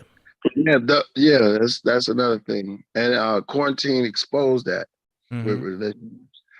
So when you give each other time to breathe, you know what I'm saying? It's a good thing, and it kind of it's like going to sleep the next day and waking up. You feel refreshed when you get back to it. You know what I'm saying? And y'all feel refreshed with each other, and and that spare time, you kind of like build up more channels for you to explore, because you haven't seen that person. You have to learn how to miss people. You know what I'm saying? I'm right there. Yep. Yeah. You want to see the chat? I can share the screen. Tight. Yeah. Let me see the strap. I know you like to see the chat room. Hold on. Boom. Sewell's gonna take a quick break. Yeah. Okay, you can see the chat. Somebody said they could find a tent. I like that. I mean, maybe you can't knock the guys who want to find a tent. If you want to find a tent, that means they got intent to be all up on you. Rachel said, F your feeling, always holding the space for shout out to Shannon. Shannon. No, always drink. Make sure you get the Lord, son. Machity, one house, one people. Everyone does have a room. Well, let me say something about that. That means for young guys, that you got to get up on your purpose and start working at getting a big enough crib and making money. Yeah. So that you can have an extra room for your woman. Don't just go up in there and put her in the next room and you got one place. You got to use wisdom. Yeah. Because you put her out the door, so you only got one. You can't be putting a curtain in the middle, thinking that in a separate room. You know what I'm saying? Yeah, a man's got to focus on building his dream first. You know what I mean? If a queen comes along and she wants to join on the build, cool. But the first priority is to build that empire. You know what I'm saying? So, yeah, exactly. Empire starts with self. And then some people gotta know they self before they can know others. So nice. Word. You gotta know yourself before you know the other. Word. You dropping some jewels, Priest. It's good. I mean, I thank you, AD. Hey, we talk like this all the time, and it's cool just to slow things down and rap about it a little bit. It's nothing to run from. It's something that we should be running towards. Running towards, and that way we can start fixing. I like shout out to the chat room. I see a bunch of hearts and stuff like that. Remember, upgrowth, man. This is for everyone that's in the chat room. You remember, because you becoming like the higher and the best part of yourself. If you believe in yourself, you don't have to worry about other people. Shout out to Vinny Black Lodge. I see you out there. Mm-hmm. Confidence is a lot, man. It's definitely a lot. It's essential. We could do research. We can have AD pull up what it is, but you could do it yourself too. You could be on your spare time, pull up confident, pull up the percentage of things. It's all there in black and white. They have records of everything. It's not like you can't find any of the stuff that we're talking about. Cover boy, I had to do a switch there. That's why you couldn't see KP for a second. Because I shared the screen so he could see the chat. So that's that. Cover boy. Yeah. Yeah. Yeah, man. Yeah. Another thing, let me say, I already did cover boy. I think if everybody would just do something once a day, something different than everything that they're used to. Because how could you grow if you just do the same thing? How? You got to look at yourself, challenge yourself that way. You've been doing the same thing for 20 years, the same attitude towards things, the same, everybody know who I am. That's not a good thing. You got to start looking at yourself if we're really ready to grow. Mm-hmm. We got to really start looking at, self. We really ready to grow. Nyasha says she loves this conversation. Well, thank you, Nyasha, because we need to have it. It's like, yo, man, we got to look at it like that, for real. Nothing is promised, and nothing is not always perfect. Got to look at that. There's going to be mistakes. There's going to be ups. There's going to be downs. We have to learn to man up and deal with it. And that's the thing. We don't like that. We want all pleasure and stuff like that and all. That's not always necessarily good for you to grow.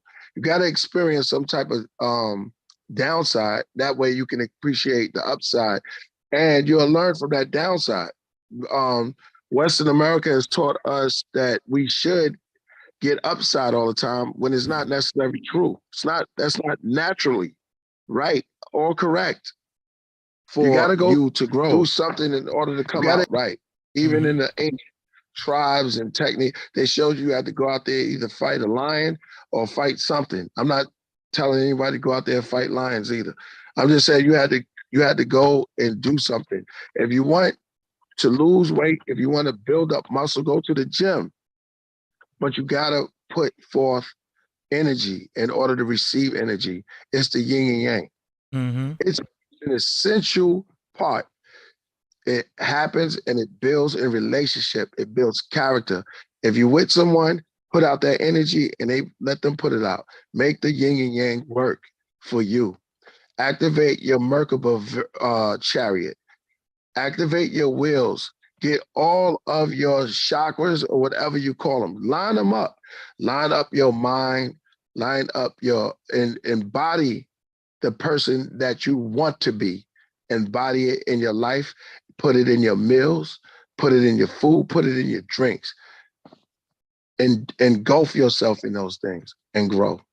It's a wonderful thing when you start connecting in those levels and how things will start opening up, how doorways just opening up, windows will start opening, curtains start opening up. You can start seeing things clearer because you're putting in what you want out of it. Don't ask, do. And that's the problem. That's why we don't have the right communication, because we're not doing, we just ask it. Nobody is trying to figure things out. We have to get it straight. It's a fun thing stop laying in the grave. You got to get up out of that grave that you put yourself into, because we have a habit of beating ourselves and putting ourselves in graves, right? So, and laying in there too. You have to get up and get up out of that and do something and figure it out, because it will work for you. You will, you get sick. When you're sick, you be like, man, damn, when is this thing on the end? And then it's going to go by. It's just teaching you something. The body starts to work more. Yep. Yeah. It's building character. Gotta build up that Merkaba, like you said. Gotta build it up. Activate your Merkaba. Connect all angles of your geometric form of who you are and allow it to move for you. If you have faith of a mustard seed, see, all the mantras that people said, even when you look at the Kemetic walls, when they're talking about, we can go to Bible and we can talk about the Kemetic walls when they talked about the roots.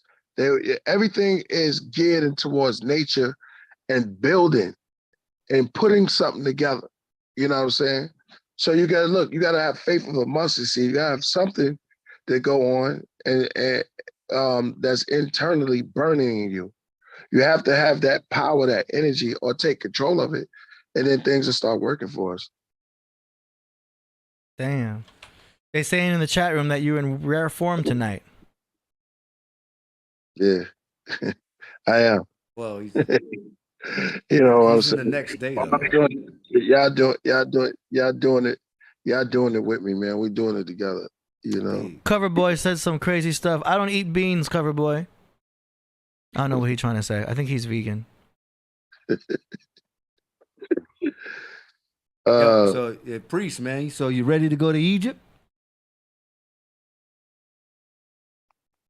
Yeah, when they come around. Yeah, I'm not. Yeah, when it comes to it, I'll be ready. Yeah, it's gonna be awesome, man. It's gonna be an awesome trip. We was building about it a little earlier. Going into the. We need to straighten things out here first before we talk about. It ain't gonna happen, man. It's they crazy over here. They crazy in America, yo. Yeah, you run all the way to Egypt. There's stuff that's happening here. We gotta. We're just going over there for 2 weeks. Hey, we're gonna come back. Of course. Well, I'm just saying we're dealing with this right now. I already know you want to go to Egypt. We're gonna go to Egypt, but the chat room gotta figure something out. I know we're gonna change the subject a little bit, but it's like this. Somebody that's out there that we talking to need to hear things of this nature. Well, Shannon, you ain't going to Egypt right away. You go to Egypt and you don't even know things that's going on here.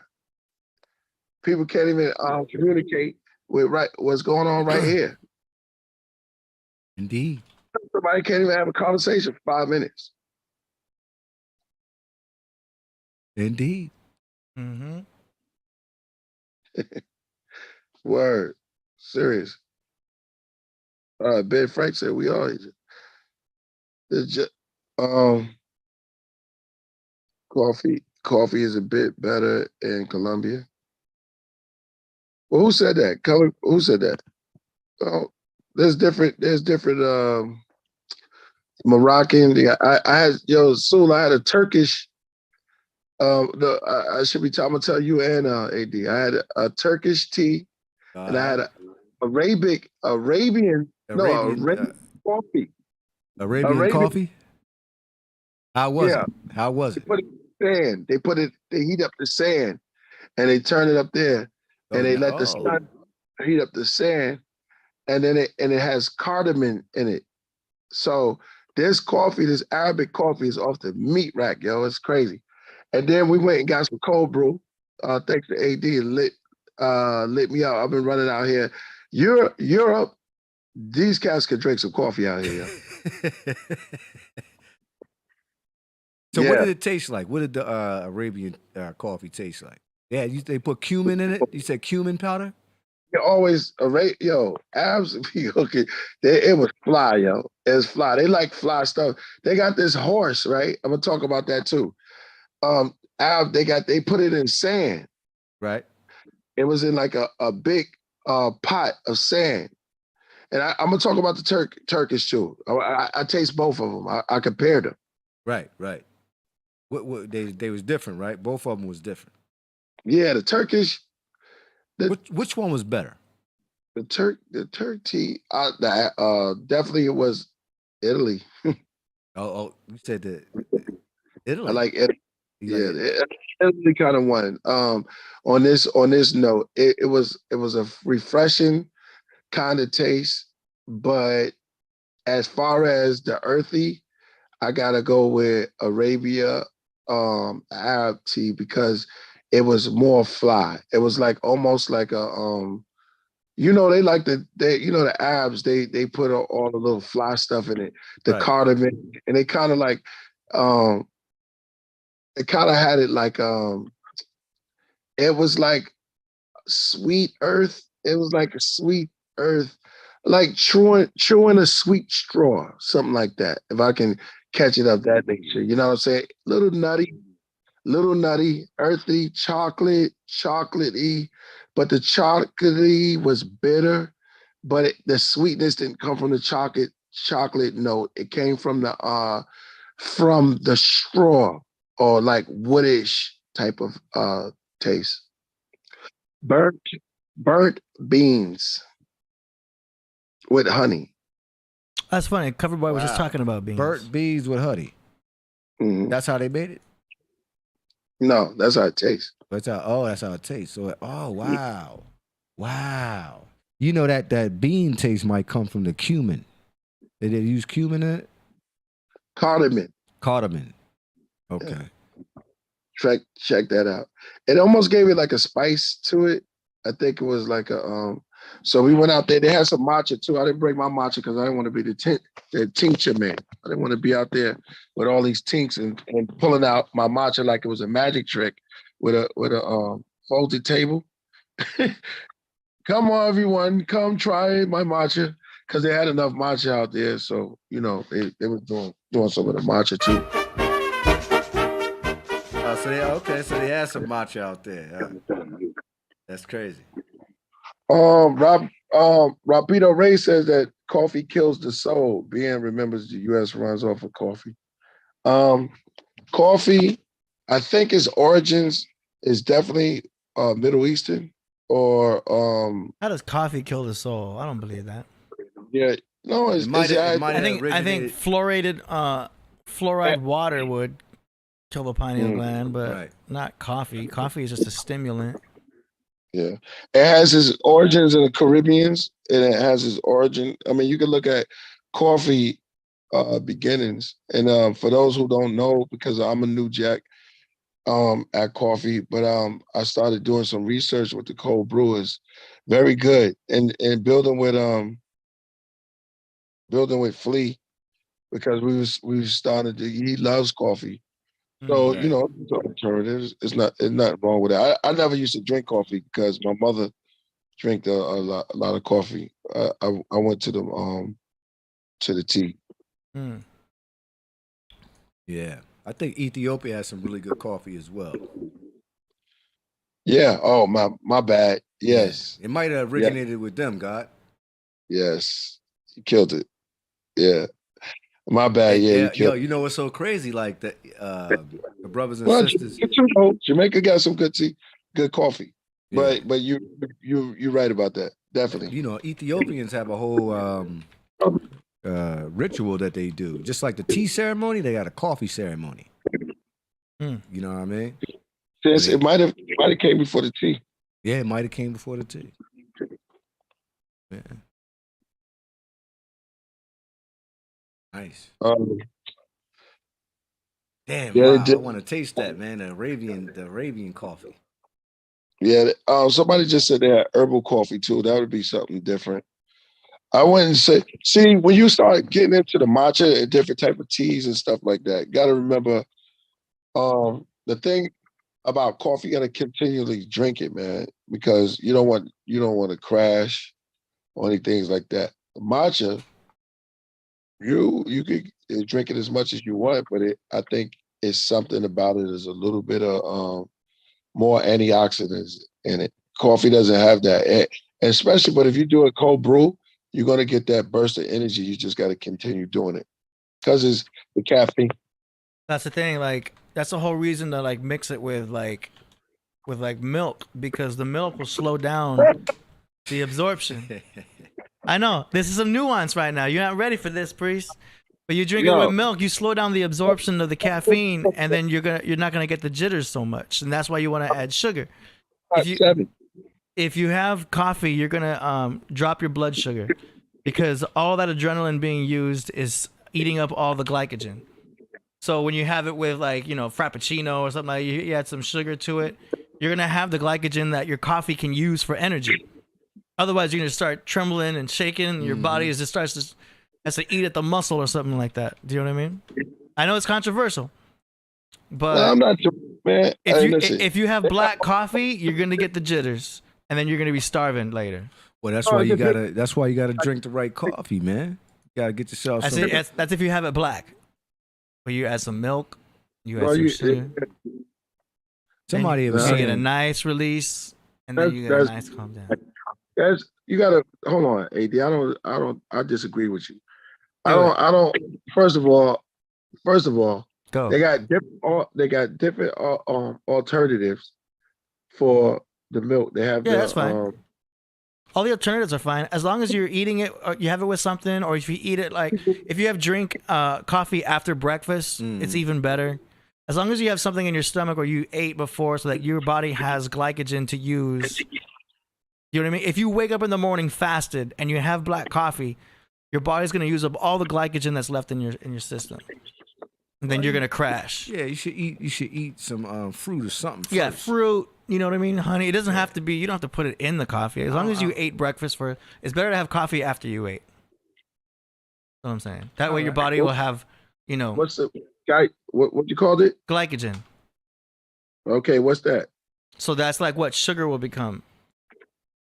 Sugar goes into your body, then it gives you glycogen. Your brain runs on glycogen. Your body runs on glycogen. Your nervous system. Yeah, that's a form of energy.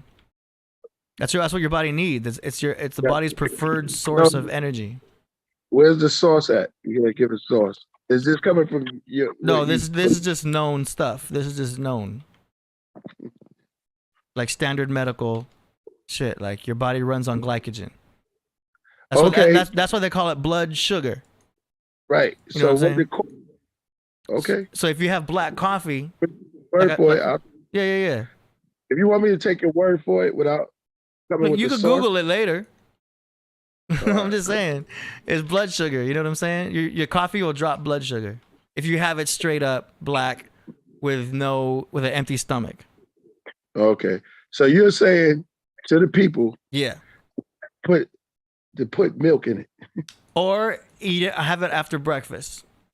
You basically want to have it after you eat something. Because you drink milk, you like milk. Yeah. Yeah, I don't. Well, I don't think nobody's just getting up in the morning and just gonna have a cup of coffee. Some people do that. Some people wake up and have black coffee, and then they wonder why they start shaking. Nah, it's people that love coffee. Yeah, and they have it early in the morning. And my mom's one of those, and there's a whole host.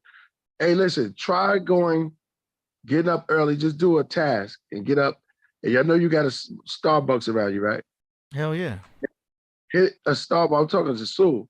Hit a Starbucks around 7 o'clock or 6. Okay. And see what happens. You're gonna be like, what the hell? They be up there almost like they got mouthpieces in their mouth, ready to tackle the coffee early in the morning. If we could get you that, talking about just regular people though, right? Like just it's like you get up at 6 o'clock, go. It's one up right up the block from my crib. Yeah, it's an addiction, man. It's very, very addictive. I don't know if it's a caffeine. Yeah, it's the caffeine. And then your body will build a tolerance to it to the point where you'll have to increase the dosage just to get the same effect. And then if you get addicted and you stop, you'll get headaches. You'll get caffeine headaches. Yeah, so if you drink coffee every single day, boom, boom, boom, and then you stop on the second day, you're going to have like a migraine because your body's like, where's my coffee? That's where the real addiction comes in because then you get caffeine headache. Caffeine withdrawals. It's a withdrawal system. Symptom. The caffeine. Yeah. So help me with my chocolate, yo. My chocolate addiction. So, okay, I'll tell you this. I know this is going to be crazy. With Leos, okay, so every sign has a mineral that they usually need more of. For Pisces, it's iron. For Sagittarius, it's selenium. For Leos, it's magnesium. That's why a lot of Leos eat a lot of nuts. Right. Do you know what I'm saying? So, and chocolate, because there's magnesium in chocolate. So if you crave chocolate often, it's usually just your body asking for magnesium. Okay. Now I gave up a long time ago. Milk chocolate. I'm not going for it. After I've experienced John Kelly's dark chocolate. Yes. Real chocolate. You can't. Real dark chocolate is, and we should do this one time. Are y'all willing to do a chocolate ceremony? Absolutely. Dark chocolate ceremony? Absolutely. Yeah. It's not sweet though. Oh, it's going to be bitter. Right, I know. Right. But it's also a form. You can also get copper. It's raw chocolate. Yeah. Okay. So Truth Seekers talked about it. He I remember that. Yeah, and Hari he spoke about it as well. Yep. He has a lot of chocolate. Yeah, thank you, Optimus. Optimus says real chocolate doesn't have milk in it. Exactly. Mm-hmm. Real chocolate doesn't grow with wrappers around it, with a inside a wrapper Snicker. I'm guilty. I was victim of I was a long time Snicker user. I was using Snickers all through my youth, and Snickers, it was hell, man. It's like if I could just shoot Snickers in my veins, I would. It's a combination of the peanuts and the chocolate and the caramel. Yeah. Yo, you know what I heard? You could look this up too in that time. That you don't really eat 100% chocolate until you get it in a powder form. Yeah, raw cacao. I have some. Yeah, everything else is like a little bit of chocolate is mostly sugar. Yep. True. Shannon said cacao or carob. Oh, that's another thing. Thank you, Robert, for bringing that up. That damn cocoa butter. I'll eat that raw, yo. Cocoa butter? Hell yeah. Cocoa butter come from chocolate, man. That smell is the essence. So you could just straight up eat cocoa butter? Well, don't go putting the cocoa butter you buy at the store. Yeah. Because those lotions he's talking about this they raw, mix that he's talking with about other this stuff. Raw cocoa butter. Yeah, he's talking about the raw. Okay. It's white. Yeah, I gotta. It's very late here. You ever eat raw? What's the cocoa? Raw cocoa. Raw cacao. Yeah, I have some. That. Oh, you do? Mm-hmm. Pretty good. It's white, right? No, it's brown. Ah, man, what's the I was watching because how do you make chocolate? Where does it come from? The cacao bean. Right, and that grows in Africa, correct? I'm sure it does. Priest? Tropical areas. Tropical areas, okay. What, cacao? Cacao bean, yeah. Man, you know everything goes in Africa, but it's definitely in the Caribbeans. It's there too as well, okay. Mexico. All right, so you can pick that and just eat it raw, like just eat it raw. No, it's a process. It got a shell in it. It's a nut. Chocolate is a nut. Actually, that's what AD killed it because chocolate is a nut itself. It doesn't. You have to crack it open. So when he was saying that Leo's like nuts, a chocolate comes from a nut. It's a gigantic coconut, almost like. And it's good. Me and my mom's is addicted to it too. Yep. A good source of magnesium, which most people are deficient in. Sue good though. Sue don't get addicted to nothing. I never seen Sue do anything. He just like he like his occasional drinks here and there, but he don't do too much sugar and stuff like that. Yeah, I don't know why. That's good. Your teeth, if you know, if you don't have, I mean, there's vices and stuff like that. We gotta look at that too. But I'm not an expert on that. I'll save that for Minister Inky and what was her name from what was homegirl name from Canada that Vinny bought? Oh, yeah, I forget her name. What was her name? Drinks a pee. I don't think about it because she's happy about that. Talking about Crunch TV, Crumb. The girl from Canada. Oh yeah. I forget her name. Yeah, Vinny bought them.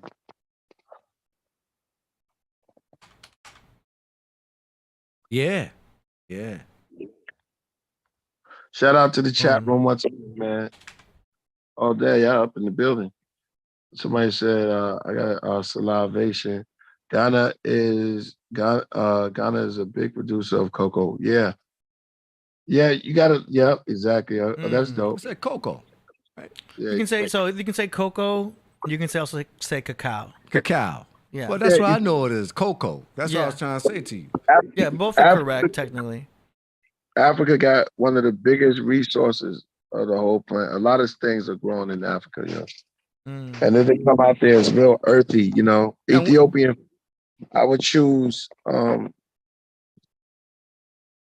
It's a toss up, but I think out of African food, I think Ethiopian food is very popular. Yeah, it is. I mean, I love Ethiopian food. Yeah. But you have to start getting some of those. You have what's another one? Nigeria? Yeah, West African food is on a whole nother chamber, yo. Remember I was telling you, jollof rice is the best rice. Nigeria has some good jollof rice, but you can go to I think Nigeria would be dope. Nigeria got, I don't know, they might be the best at the jollof rice, but you got to go to Senegal. Senegal got some good jollof. It ain't just jollof rice though. They got various different West African dishes. Yeah. Hit the super chat if you have a question for Priest. Or cassava leaf. You ever eat that? I've had cassava flour. Cassava leaf is a leaf, a green leaf that grows in Africa. Nice. They eat it in West. They eat it in West Africa with fufu. Yeah, really good for you. They use that. I like it's like a potato. It's yucca. I like that one too. I like the yucca plant. Yeah. Oh man. The yucca plant. The yucca plant. Yeah, yucca. I like that. And I've been looking for real yam. Sweet potatoes? No, he's talking about a yam. It's a difference. I had one and it was like creamy. Very creamy. See, there you go. Very yeah. Oh, I see. You're right. Right now, just think about it. Yeah. I thought there was the same thing. In the South, some of them will call it like they'll call it yams, misunderstanding because they have a connection to the yam family. I used to have the candied yams in Thanksgiving. That's different. Yeah. That's different. We ain't talking. We talking about the African yam or the Jamaican yam. It tastes different. You know what I mean? That yam on the right hand side, and that's one color it could look like, but really it looks like go up, go back, and go back down. There you go. Right, go to the side, the right hand side, on the right hand. The one, yeah, that one. No, not to get. Okay. No, one on the. Go to the right. There you go. That's what it looks. Well, that green banana. You ever eat that, Priest? You ever have that? Yeah. Is it plantain? It's not a plantain. It tastes more like it. It has a similar taste to the yam and potato, but it has a little starchy taste to it. But it's a banana. Really good. Wait a minute. It got big seeds in it. Yep. But it looks like a banana, but it tastes more like a potato or a yam. Hey, listen, I've heard, and y'all can help me out with the chat room. I heard that the little bananas are the best ones. The miniature little bananas.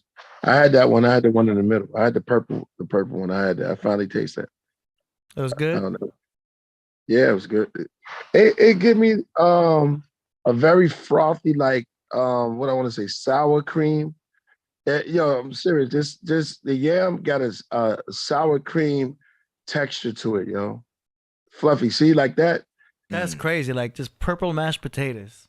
Yeah. You gotta know how to do it too. You gotta put some people would use what's that oil? Grapeseed oil. AD doesn't like grapeseed oil. Nah. He like the butter. Yeah. No seed oils. No seed oils, huh? No. Wait a minute, what that look like? Hey.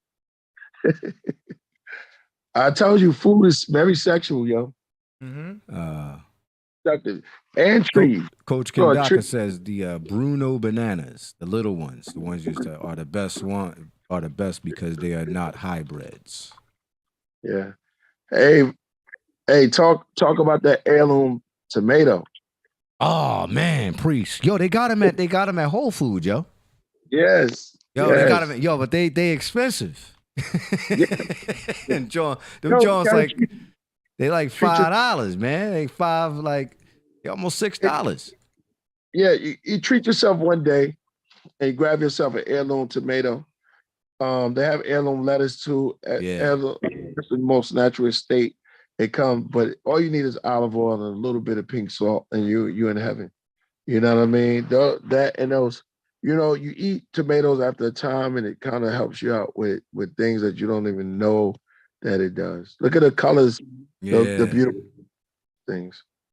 Where are they naturally grown at? Heirloom potato. Italy is very associated with tomatoes, but they grow everywhere. Here in America. But I would love to go out to Italy and eat some tomatoes and olives. Mount of Olives would be Mediterranean. I don't know, a lot of I say Italy, but a lot of Mediterranean. And of course, again, Africa, but you don't hear about Africa, like that. It's really yammy, peasy, black peas and black, right? You know what I'm saying? It got them Scotch bonnet. You know what I'm saying? I told you. Hey, Priest, you covering the camera. I told you about the miracle fruit, right? Yes. Yeah, tell them about that. That's crazy.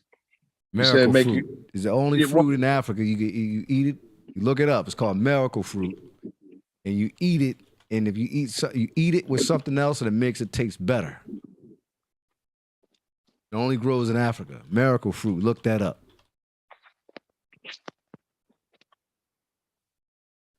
Coach Kendaka probably knows about that. She always does. About the ancient foods. Now, I never had miracle fruit. I never had it before. Look at Priest. Shout out to Jody, man. He knows about the miracle fruit? You can't give Coach Kendaka all the love. You got to spread the love. Oh, I didn't know. I didn't see. It's here and there. There's up in there too. Naisha. Naisha. Shout out to Naisha. We should have a cook-off. Jody Joe. Shout out to Jody. You know. What could Jody? What do cook? What Jody cook? I don't know. Do she cook? I don't Jody, know. do you cook? I don't know. She ain't. I don't know what happened. Ex-coach. Coach, what do you cook? What do you cook, Coach? What's your master dish? Everybody got a master dish. Yeah. I got one. It's called chicken yassa. Chicken yassa. What's in that? And what language is that? It's a Senegalese dish. A who? It's from Senegal. In Africa. Okay. Yeah. What's the ingredient?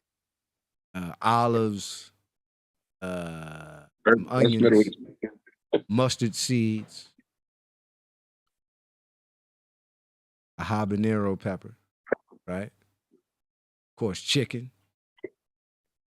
And you spice it with a little bit of Dijon mustard to give it a little bit more oomph with the mustard seed.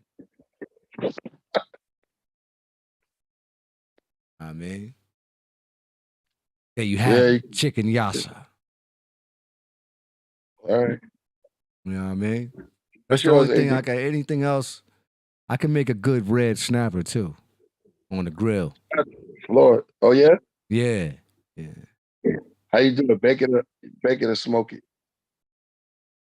I guess it's like I grill it. I put it on the grill, you know what I mean? Wrap it up. Boom, bang, boom.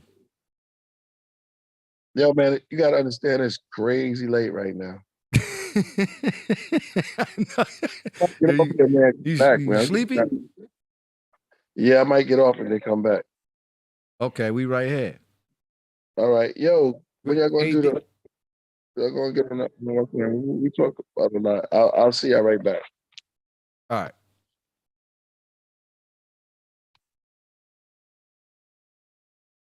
Yeah, we're about to do the music, you guys. Then Killah KP is launched off.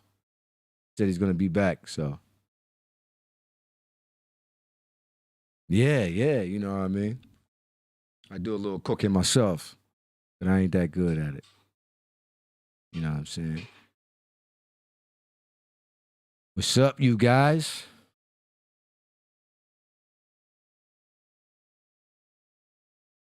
Sorry, all this food talk had me go to the kitchen. I had to get something started in there. I'm gonna use one of those potatoes. I'm gonna just make a regular old sandwich. All right. One of those potatoes. Potato sandwich? Nah, man. I'm gonna actually make a real. I'm gonna make a hoagie with that tomato. What's it called again? The tomato or the potato? The tomato. That's a special tomato. It says an heirloom tomato. Heirloom tomato. That's good. The heirloom tomato is good if you add a little olive oil on there too. Black Metal says, AD, why don't you grow some dank in the studio? Because I live down the street from Dr. Green Thumbs. So what for? Know what I'm saying? Oh yeah, that's right. I want to grow weed. Shout out to Be Real. Shout out to what is it? Cypress Hill and the Soul Assassins, man. Yeah. The main man, DJ Muggs out there. All right, let's go into this. Let's knock these out. We're going into song promotions where we play tracks that were submitted to the show. How many we got? Here we go. We've got 6. Oh, nice. Starting it off with, hold up, Lord Galaxar from the Gamma Quadrant. This one's called We Pumpin'. And here we go.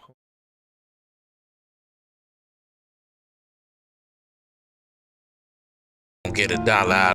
This the last day NJ gon' get $1 out of me. My people want freedom but refuse to be free. Salute me! Shout out to homie Gifted. It's all love, all love.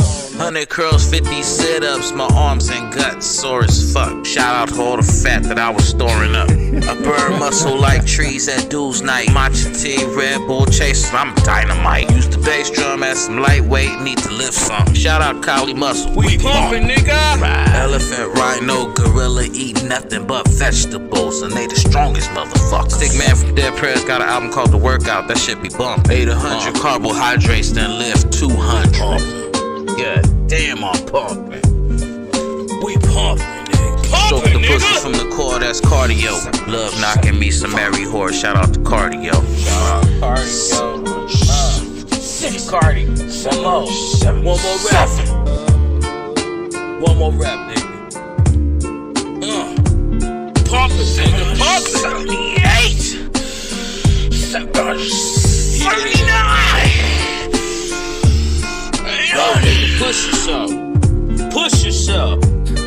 Don't be no bitch ass nigga about this shit. Lift that weight, nigga. I don't eat no meat, no dairy, no sweets. Only ripe vegetables, fresh fruit and whole wheat. I'm from the old school. My household smell like soul food, bruh. Curry falafel, barbecue tofu. No fish though, no candy bars, no cigarettes. Only ganja, fresh squeezed juice from oranges. Exercising daily to stay healthy. And I rarely drink water out the tap cause it's filthy. Lentil soup is mental fruit and ginger root is good for the youth.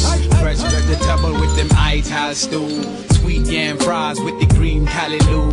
Careful how you season and prepare your foods, cause you don't wanna lose vitamins and minerals, and that's the jewel. Life brings life, it's valuable, so I eat what comes from the ground, it's natural. Let your food be your medicine, no excedrin. Strictly herb generates from the sun, cause I got melanin and drink water.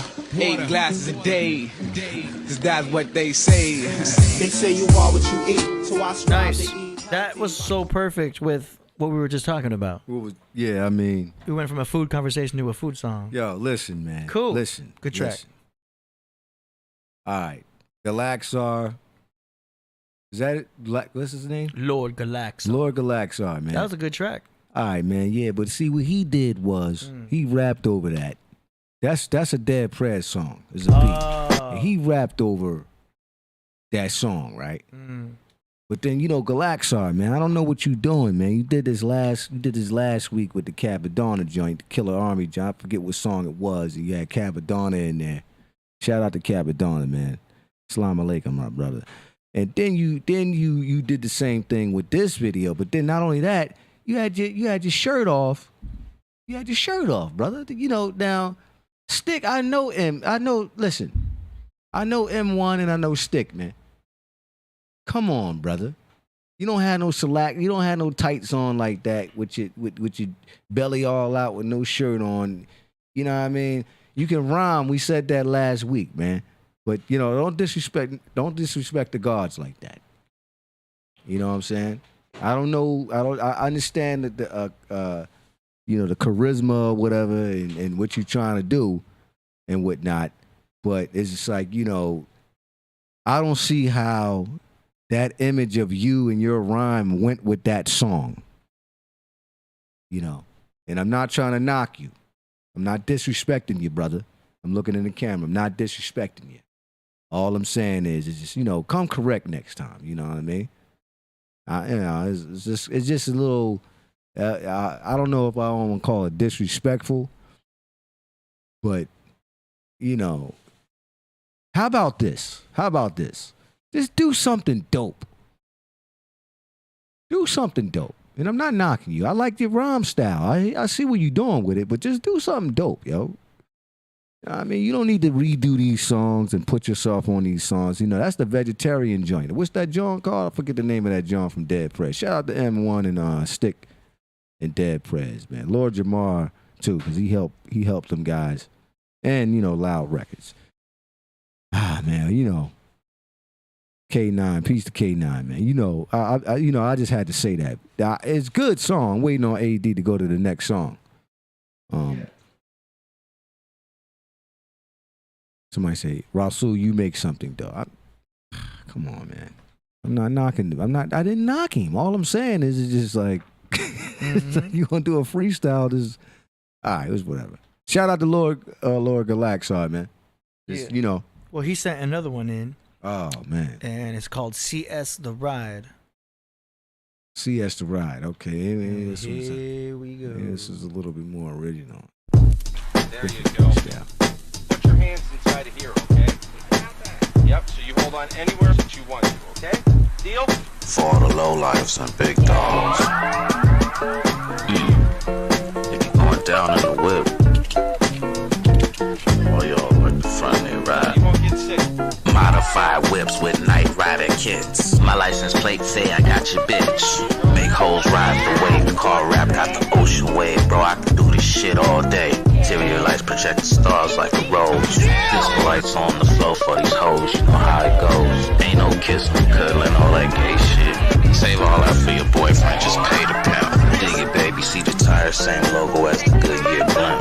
Salad bar came with the all-you-can-eat shrimp. Dinner dates in the parking lot. This new world order make really sick. My baby mamas ain't mamas, they just babysit. My bad, y'all. I got on a tangent. Back to the whip. Tire tread, stick to the road like poly grip. Dual exhaust cannons, line amethyst. My campaign has covered all of Los Angeles. It's just the cops and my tags is good. So don't panic, bitch. Hey, we should grab hold while we still can. No, not yet. L's clean, plus I'm a man of well means. Let me show you what driving like a bat out of hell means. My AC don't work, as I convince this top heavy bitch to remove her shirt. Titties falling everywhere like Aretha Franklin. Pandora had rock steady playing, killing these hoes like Jason. Like Pennywise, Ken Jack, Cool Joe the puppy. Just knock the bitch up at AutoZone, bro. I get lucky. Honestly, it seems like every bitch I meet wants to fuck me. Keep trying to tell these hoes I just want the money. Just the pay. Sports coupe with the off-road tires like Thunderdome. Passenger CD jacks for hoes that be coming at me wrong.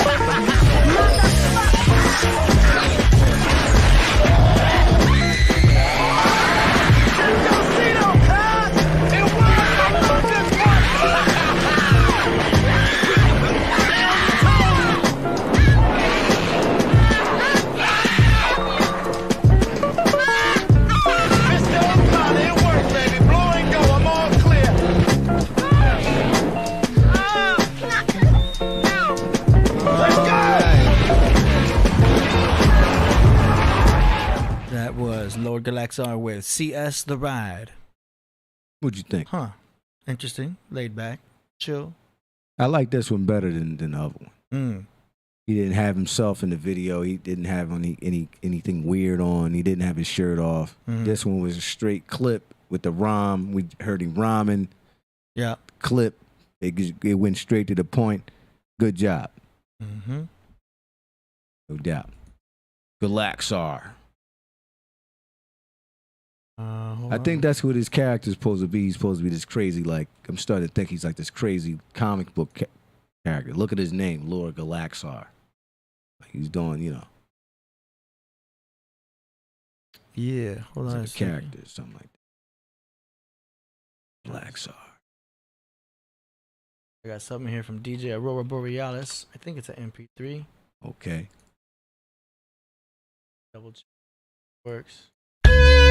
Yep. Okay, so this is from Aurora Borealis. It's called Hibachi Chachi Infinity Stone. Okay. Infinity Stone. Like that. DJ Aurora was good. Yeah. Hibachi Chachi.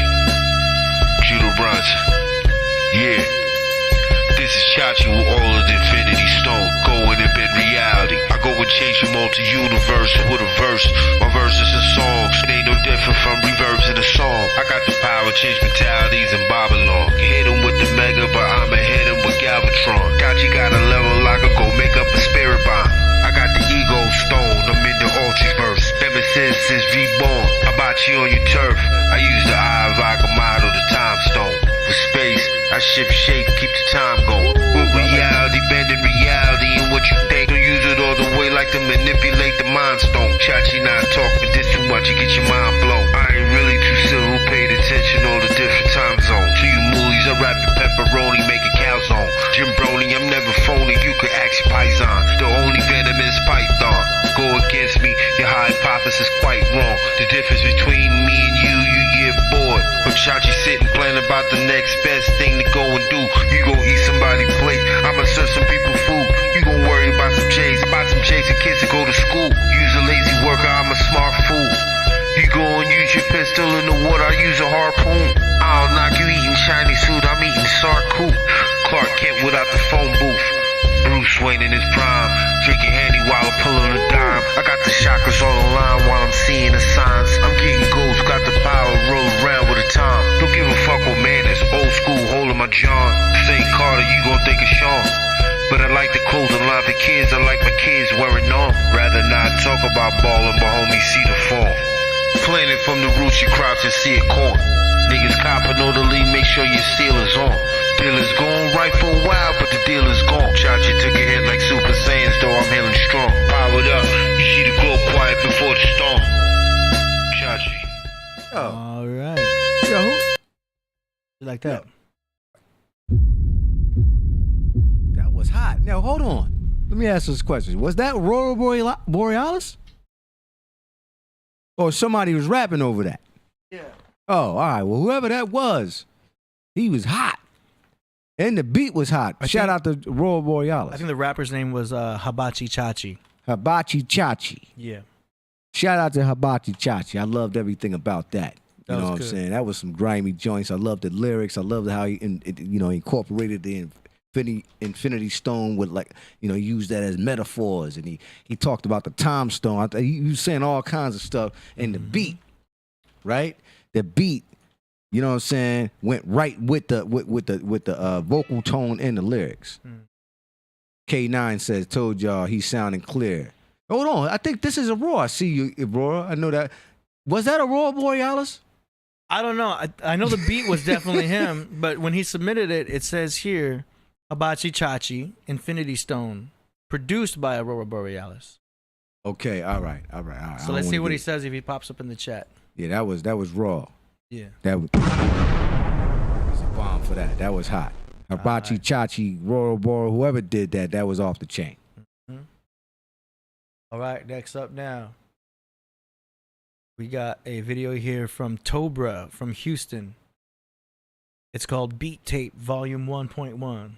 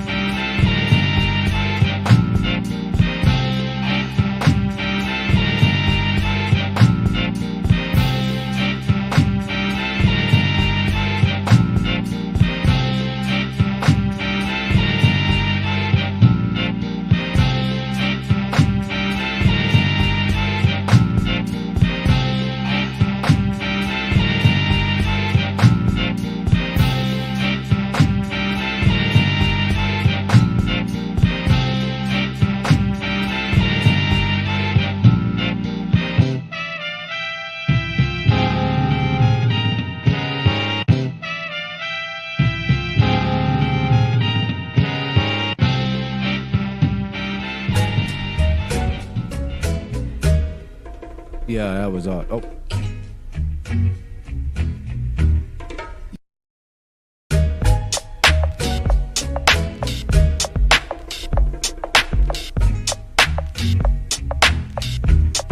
You won't admit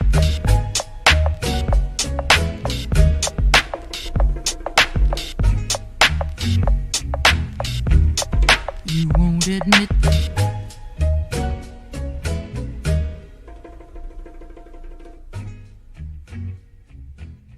Oh, this guy. you won't admit. Wow.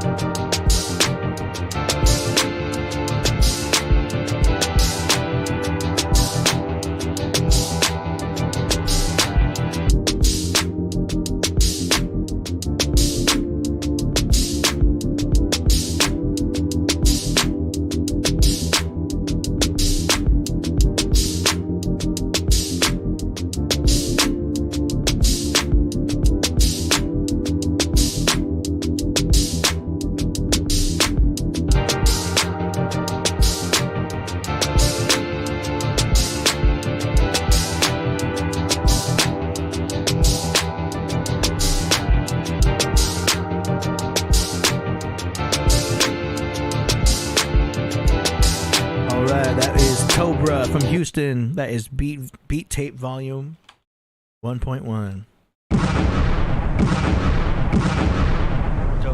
That was fire, man. That was Tobra. fire. Raise the shot, man. Yeah, that's cool.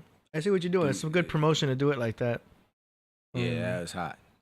Yeah, I see his YouTube channel's getting started up here, so I would just build that up. Nice. And if he's going by Tobra, he should put it out there as Tobra. What was that? What was that one guy the guy from last time?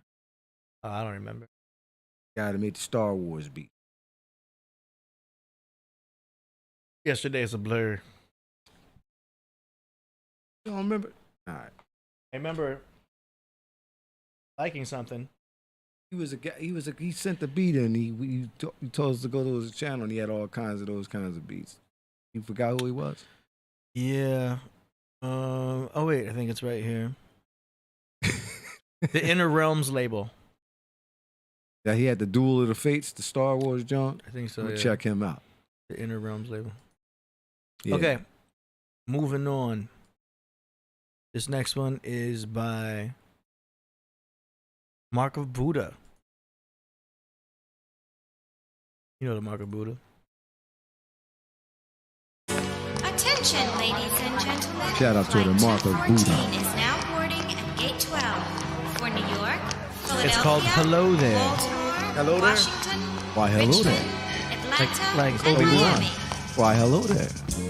Hello there. Right over, just as soon as I read. It's the Mark of Buddha.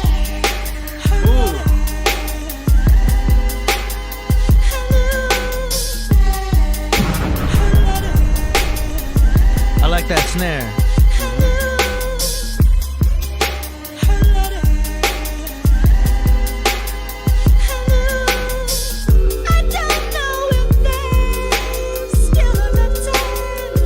That's nasty. Like, that's nasty. That's nasty.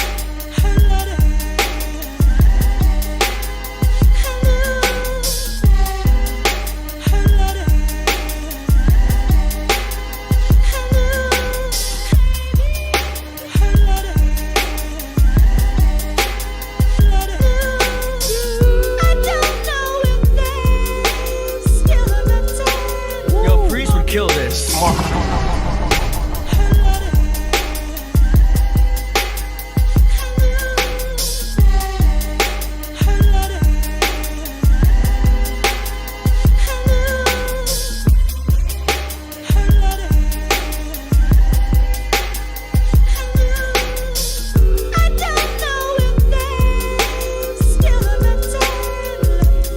Fire in the chat. Oh, man. Can't get no higher than that. Hey, got the fire in the chat.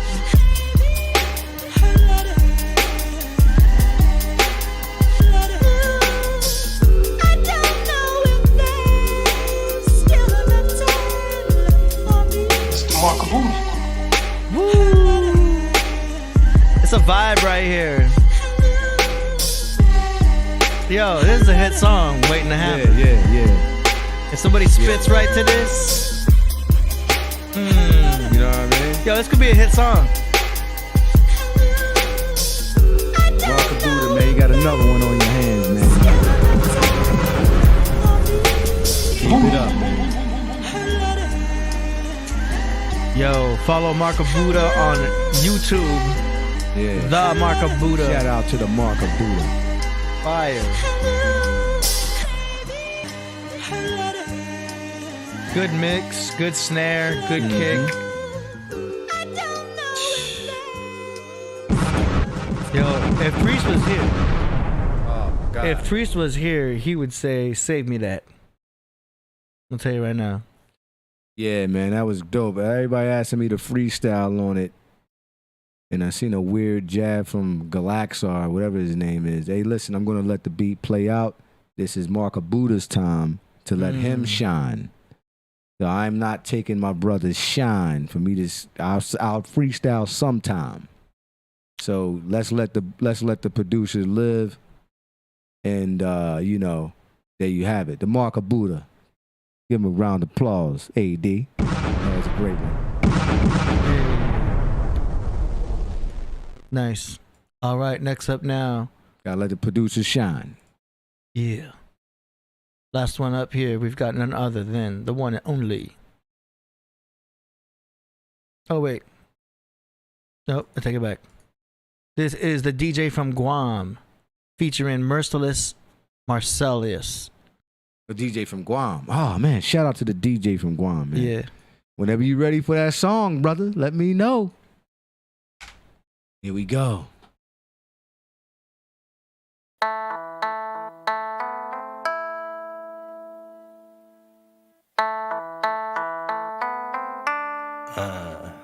What?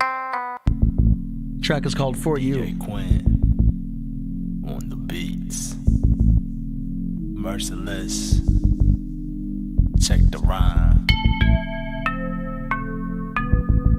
Black light. What? Yeah. Y'all remember when I was 9, the first time I heard a rhyme? It was fresh, music that was one of a kind. Yo, I was looking for the perfect beat, spinning on my back. Stop, frozen, burnt cruise, that was whack. I was on a mission to learn about the culture, wishing to be fresh, so I picked at it like a vulture. Watching all the older cats busting they moves, I just knew in a few that I was showing to prove. As a young shorty, hip-hop was crazy love. True to be a fresh MC, yo, I was out to be a DJ, no doubt. Yo, I was building mad clout, shouting out. I got the album when it first came out. Yo, I was hungry, along with my other homies, Ty Jones's brother Keith and my boy Rich MC. Yo, we was fresh. Kid, I thought you knew, bustin' DMC style. For you. When I get fresh on the mic, it's for you. Rockin' fresh all night for you. When I get hype, yo, it's for you. It's for you. It's for you.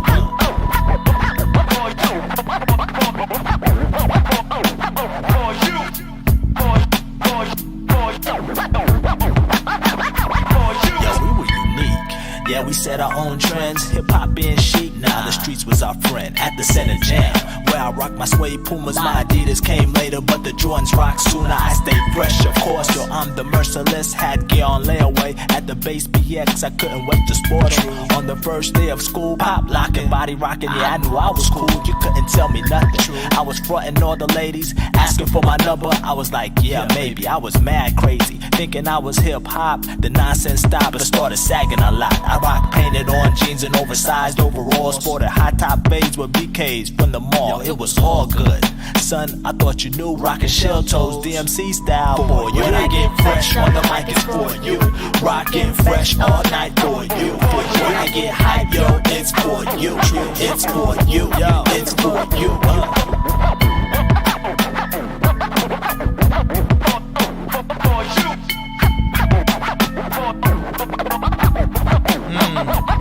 See, I'm grown now and still getting down. Much respect to the underground, big up Mad Pounds. And then I found my sound, making rounds through the town to be crowned on ice and then placed on a mound, overlooking competitors, followers and predators. Some used to love her, while others disrespect her. But see, I've gotten better, fresher, more clever. I got it even wetter, disser, nah, never. Not worried about gear or pressure for my peers, just making sure my rhythmic content is all clear. Cause this year and the next year I plan to collect, flex my dialect, cash checks while I wreck. Yo, what you expect from a cat that's hungry? I have nothing to lose, changing my attitude with material that's new, and so is my crew, turning MCs blue for you. When I get fresh on the mic, it's for you. Rockin' fresh all night for you. When I get hype, yo, it's for you. It's for you. It's for you. When I get fresh on the mic, it's for you. Rockin' fresh all night for you. When I get hype, yo, it's for you. It's for you. It's for you.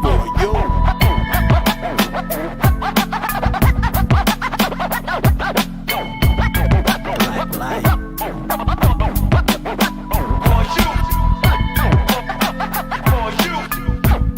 Merciless.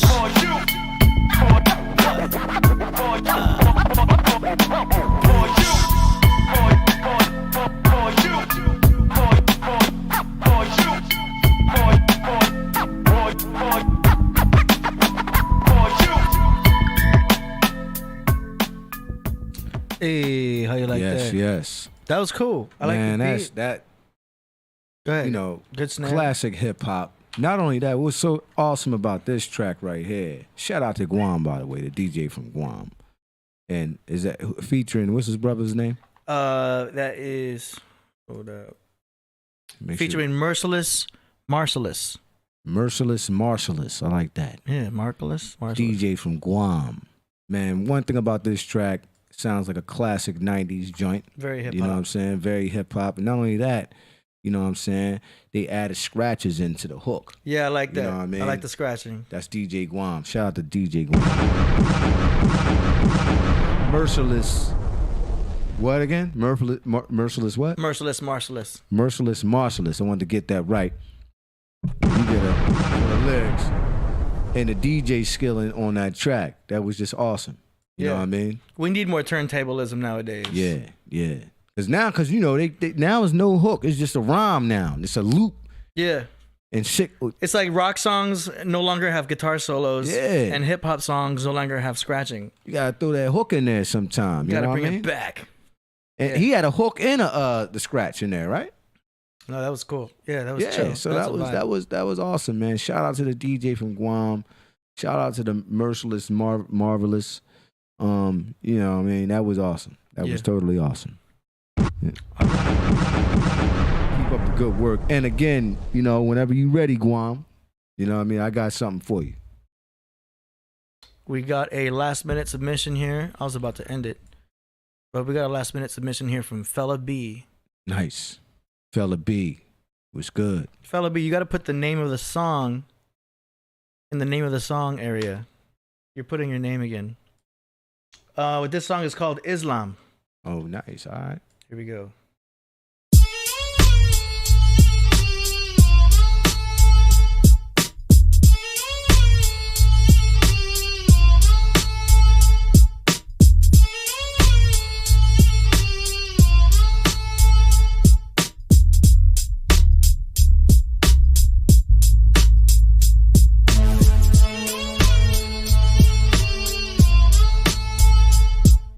Okay.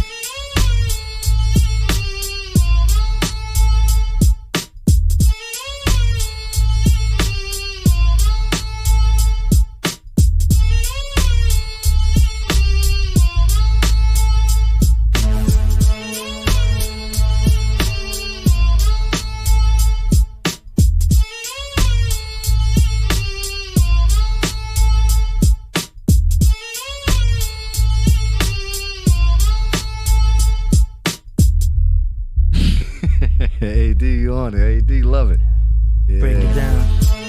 Oh, that was ill. I like that. Oh, you could kill this, man. This would be all you. Nah. You know, I'm trying to. I like it.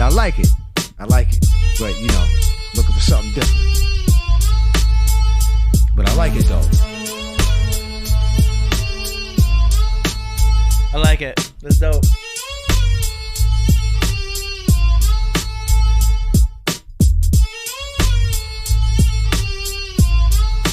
Someone said pass the hookah.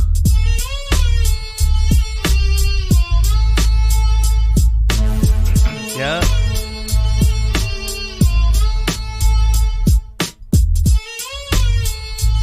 See, KP would like this too. Yeah, I think he would. You know, yeah. I don't want to talk over this. It's dope though. No, yo. It's hot. It make me want to hear more. It make me want to hear more tracks from this brother. That's the right tempo too for like, for some freestyle shit. That's dope. Yeah, man. I'd want to write to it though. People were telling me to do a freestyle. I would just be brainstorming if I did, just a verse and a couple lines. But no, it deserves to be written to. That's sick. Mm-hmm. And the atmosphere of just it's minimal. Like minimal beats like this, they leave so much room for the lyricist to go wild on. You know what I mean? It's not overproduced. Exactly. That's some real hip hop like that. I love it. It's great. Yeah. Great submission, man. Thank you. And what's his brother's Fella name B. again? That's the Fella one. B. Shout out He's to from Fella Australia. He's in the chat a lot.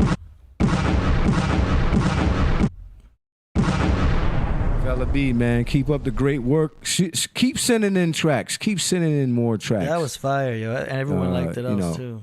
And to everybody in the chat room, everybody, hey, if you guys want me to freestyle, send in something to the craft, and I'll kick something.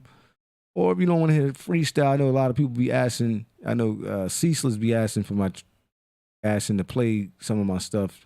Just, contribute to the craft. That's all y'all got to do. It's like, what, $5? You know what I mean? He'll play a part of the song and stuff. But, I don't always want to go over the artists that's submitting their stuff. So that's why I don't freestyle all the time. You got to show respect to the craft and the artists that come on the craft. So there you go. Hey. Dope. Okay, so that concludes the song promo segment. If you guys want to submit tracks for the next episode, go to killerpriest.tv/song promo. All the info is there. Links in the description. Yeah.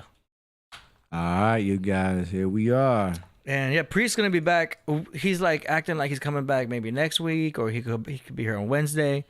We're not exactly sure. He's not even giving us. Hopefully, he'll be back on Wednesday. Yeah, but if not, we will be back here continuing to hold it down. It's gonna be me, Rasul, and Mojito. We got David Flores coming. Oh yeah. Okay. Cool. Perfect. Bring up Dave. Yeah. So we can talk about animation. Yes, that'd be a nice conversation. Oh, so you're rapping already right now. What? Talk about animation. It's going to be a nice conversation. Oh, yeah. Animation, nice conversation, meditation, incantations. Yeah, talk about music for Might the hit duration. The train stations. Hit the music for the durations. From millennials to. Hey. You doing a cappella. Yeah. All right, y'all. We out of here. That's right. Let's see. What we going to end it with? Shannon Southern says, "You guys are great. Thank you, Shannon." Oh, nice. Thanks. We always appreciate to have more females on the craft because it was cool that we had quite a few, but we want to keep it equal, get as many as all kinds of people as possible. And I think some of the format's going to change if we do bring on some female guests for the relationship talk. Priest is good with that. Oh, yeah. He's really Priest good was with going that kind in of with stuff. that, like with the relationship talk. That's cool. So that could be a future segment for sure. Indeed. Let's end with Superman. Yes. Superman video. One of my favorite songs. Yeah. Make sure you guys go out and get the horoscope and continue to support the Killer Priest Podcraft. Like and subscribe. I see that we're at 58,000 subscribers. Please like and subscribe. Yeah. Good show today. Thank you all so much. See y'all on Wednesday. All right. Peace.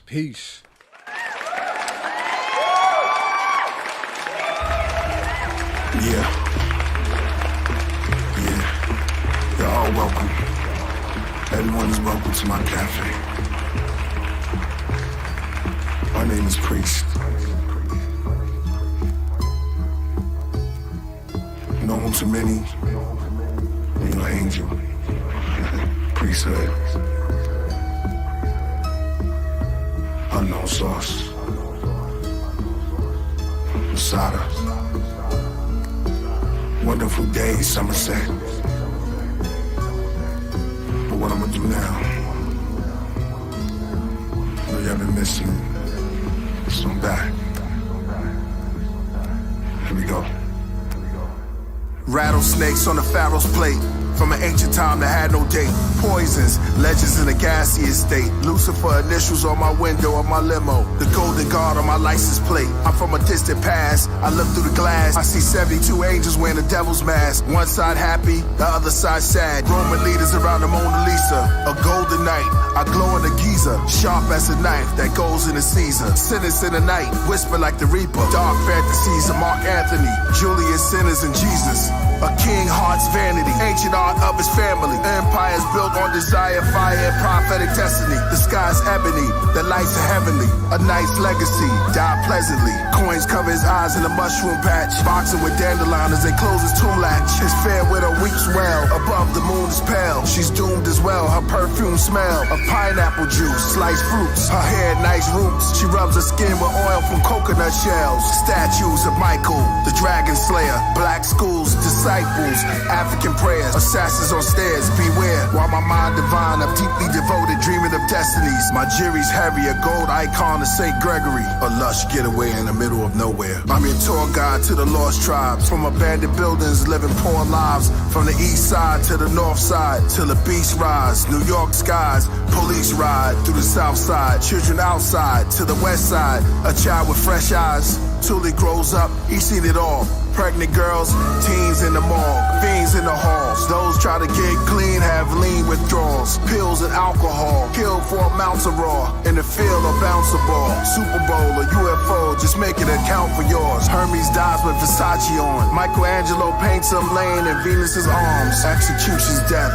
bodies embalmed. The army informed, don't take my boy, he's still warm. One day alone walking, the streets turn bright, the snow stopped falling, the trees begin talking. I touched his wood, I felt flesh beneath the bird nest. Clouds start forming, sky turned orange like a summer morning. Told me my origin, this place is historic. Start my performance, gave me endurance. Cars went inside the ground, while hundreds of gods came up handing me crowns. They said, priest, you were lost, but now you finally found. The zodiac spin above my head like a merry-go-round. I'm robed down in a gold gown, and if you saw us, we were talking to each other with no sound.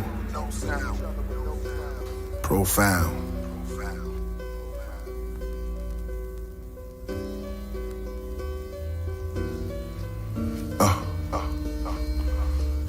That's how it is. Cafe. Outdoor. Priest. Always remember.